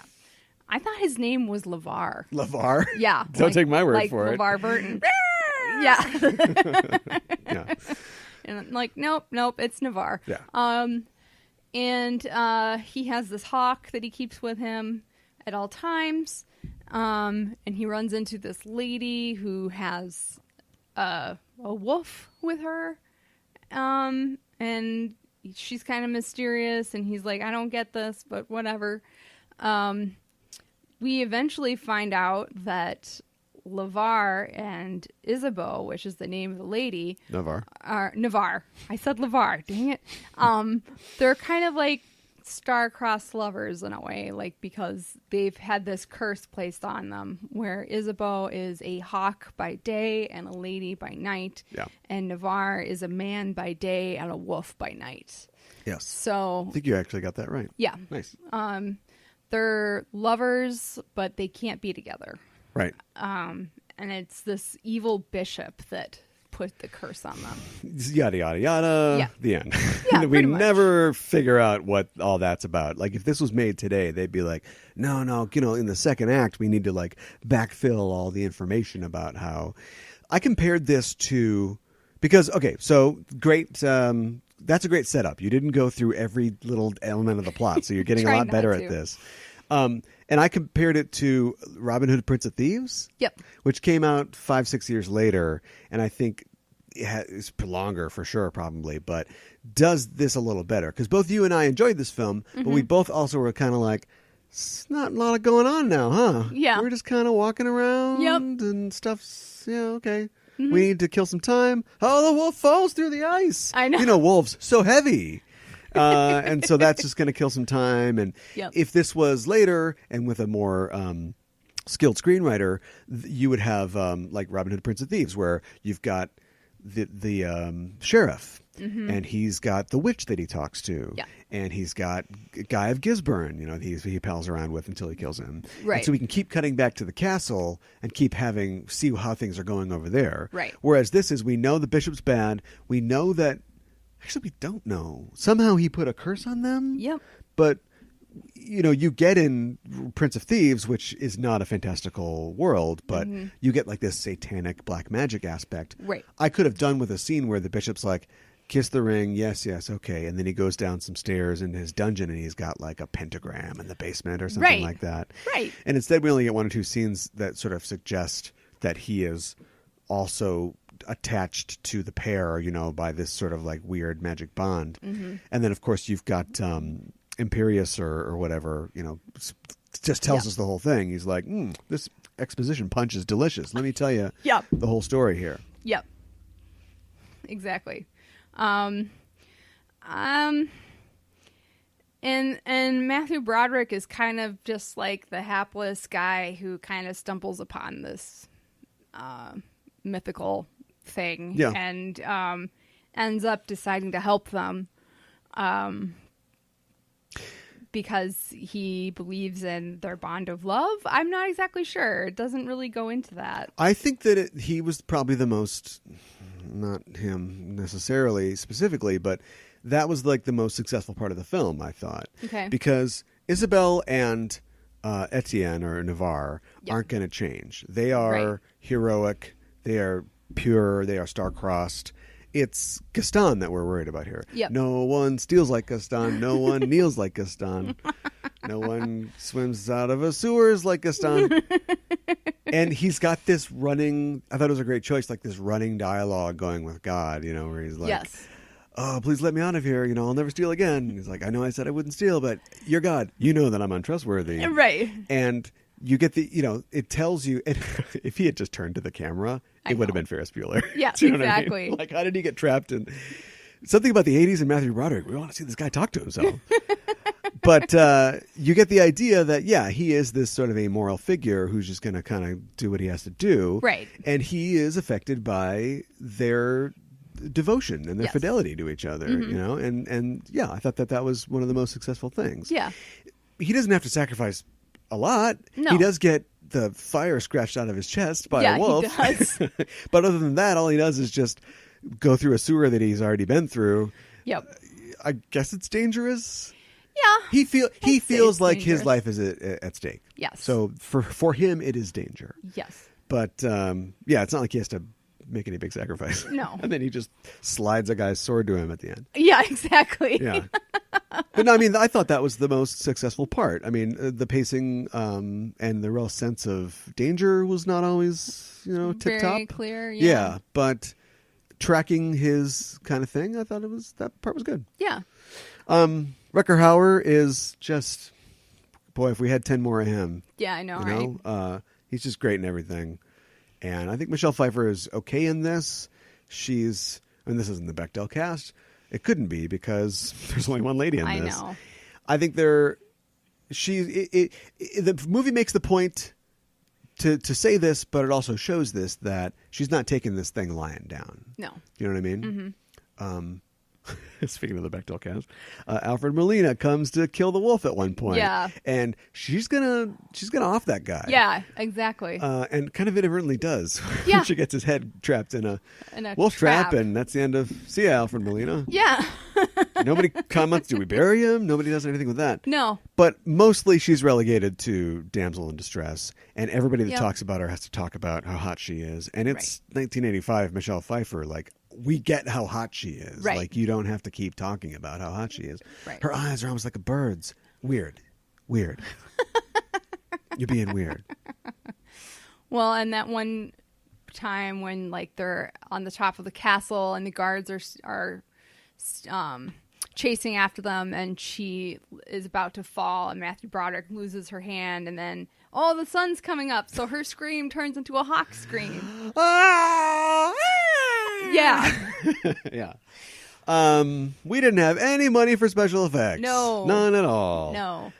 There's one disappointment. Yeah, I'd there's say, with this this. one scene that we get that they saved all the money for, where they get to sort of transform within each other's view, and Yes. there's some sort of like superimposed glowy sort of effects. Yes. It's not necessary. It's fine. Yeah. This movie features the brightest eclipse I've ever seen. Yeah. Mm-hmm. I would agree with that. Because for the curse to be broken, they both have to be seen by the bishop, I guess. Yes, and they're human forms Yeah, which is like, I don't at the understand same that. time, apparently. And something else that the movie kind of lets off the track is everybody in this movie is devout. It's not like it's an anti-religion movie. No. It's, because Navarre, we assume Isabeau, not Gaston, he has this cynical relationship with God. Yeah. But it's like a very pro-faith movie, except for the fact that there is this demonic or like voodoo or witchcraft curse that they're under. Right. But even what breaks it is conviction. Do you know what I mean? It is the priest having to see what he has done, separating these two people that love each other. Right. Is like this sort of feeling the guilt of his sin type thing that will break it. Like God has to make even an object lesson out of the removal of the curse. you Right. know? So that happens within the view of this eclipse, which is only dark for about 2 seconds. Yeah. And then I guess he couldn't see them if it was dark, so it becomes very bright again. I know.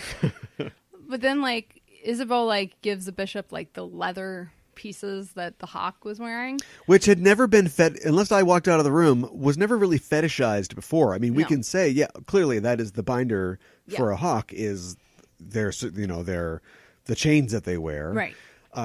But she never made a speech about it or something like, No.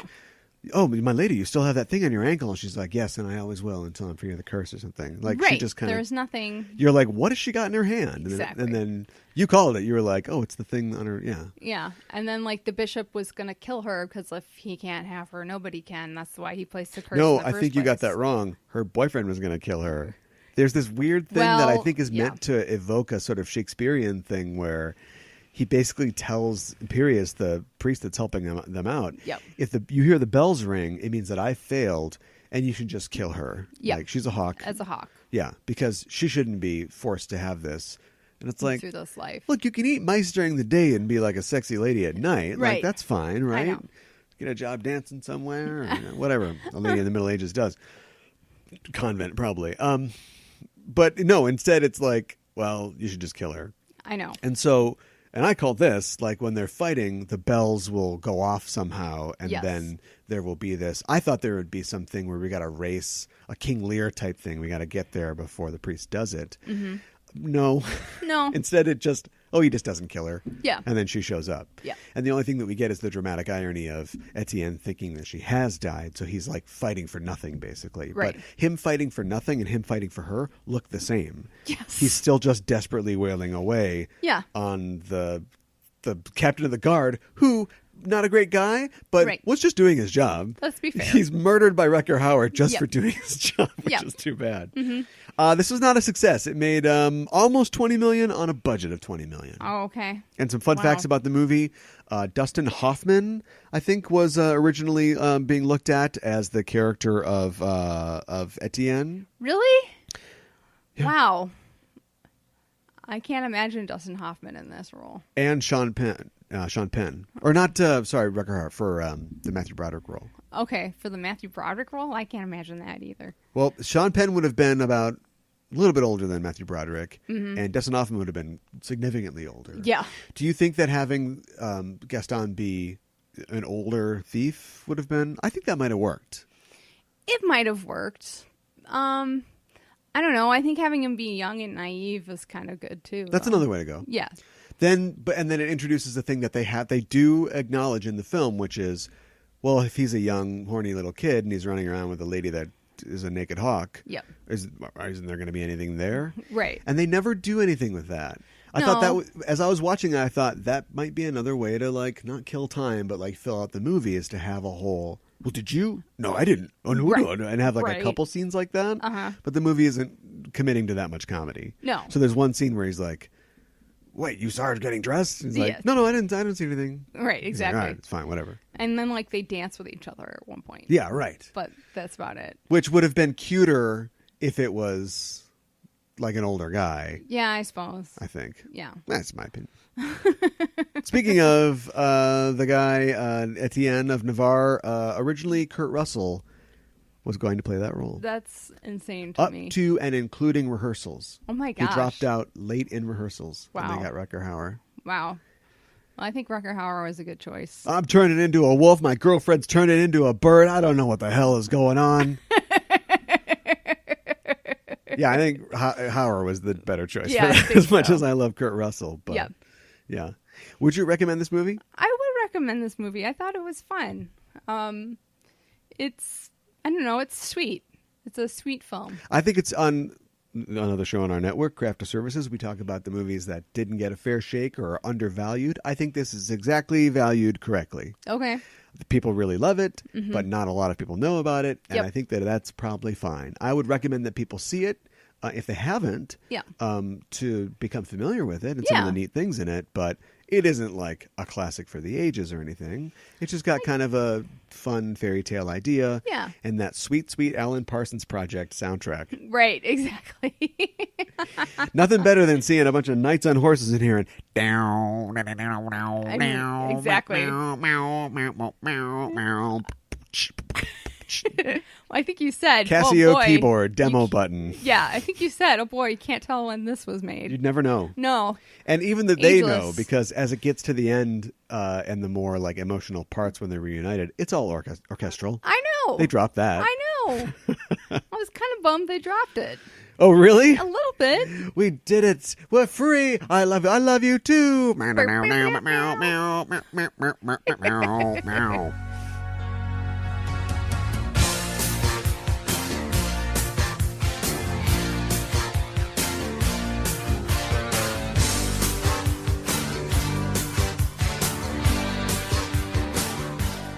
I've enjoyed. We're not quite done yet. We're going to do one more week next week of little CVG goodness. Yes. But I always like taking this month to kind of ramp down from CONvergence, and I think next week we'll talk about 2019 a little bit. Okay, sounds about good. what we want to see and where's it going to be, and Red Hot Chili Peppers and Flea, and it's a long rhyme to go for.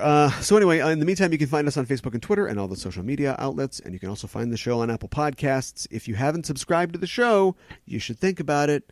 Why let us be separated? At night, you're a dove. And during the day, we're a podcast. And why would you want that? Break the separation and subscribe to the show. It's the best way to get it. Also, while you're there, give us a review, because we appreciate hearing from the fans how you think we're doing. And we also want to hear what you want us to talk about in the future. And give us a rating, probably the most important part that I can think of is you give us a rating that is high, we move up in the ranks, and all those platforms and their algorithms understand that we're reaching you, and now we can reach more people because we get exposed to more people. So give us 5 bridges you walk on the left side of, and that is a real... Deep cut. That's in there. That is in there. How does this old man live in this castle all by himself? It's booby-trapped to the eyeballs. Yes. That's how. Yeah, absolutely. Which is right. a good idea. And they shot all those in like real Italian palaces, of course. Oh, wow. Which is why. You always wonder when you see a medieval movie, why is everybody living in a crapsack castle? It would be maintained, wouldn't it? Yeah. It's not like it was built in the 1100s and then fell apart to the 1300s, and you're still like, this wall's like, there's some of the walls left. It's fine. So anyway, it's kind of like, Greek we always see Greek statues in shows. I, Claudius, and they're like all marble or whatever. Right. They painted their statues. They made these amazing, beautiful white statues that we appreciate, but to them, it's like naked statue. Right. Get your puffy paints out. Let's do this. And then just, put crazy paints on them. So, well, anyway, to avoid all that anachronism, I guess just give us 5 stars. All right. Sounds good. So we'll be back next week with a surprise guest. It's not really a surprise. We've talked about it before, but we haven't mentioned it since. Yeah. So it'll be a surprise guest, an interview from CONvergence. And that's it. We're signing off until then. I'm your host, Caliban. I'm your co-host, Mikan Hana. Keep the geek fires burning.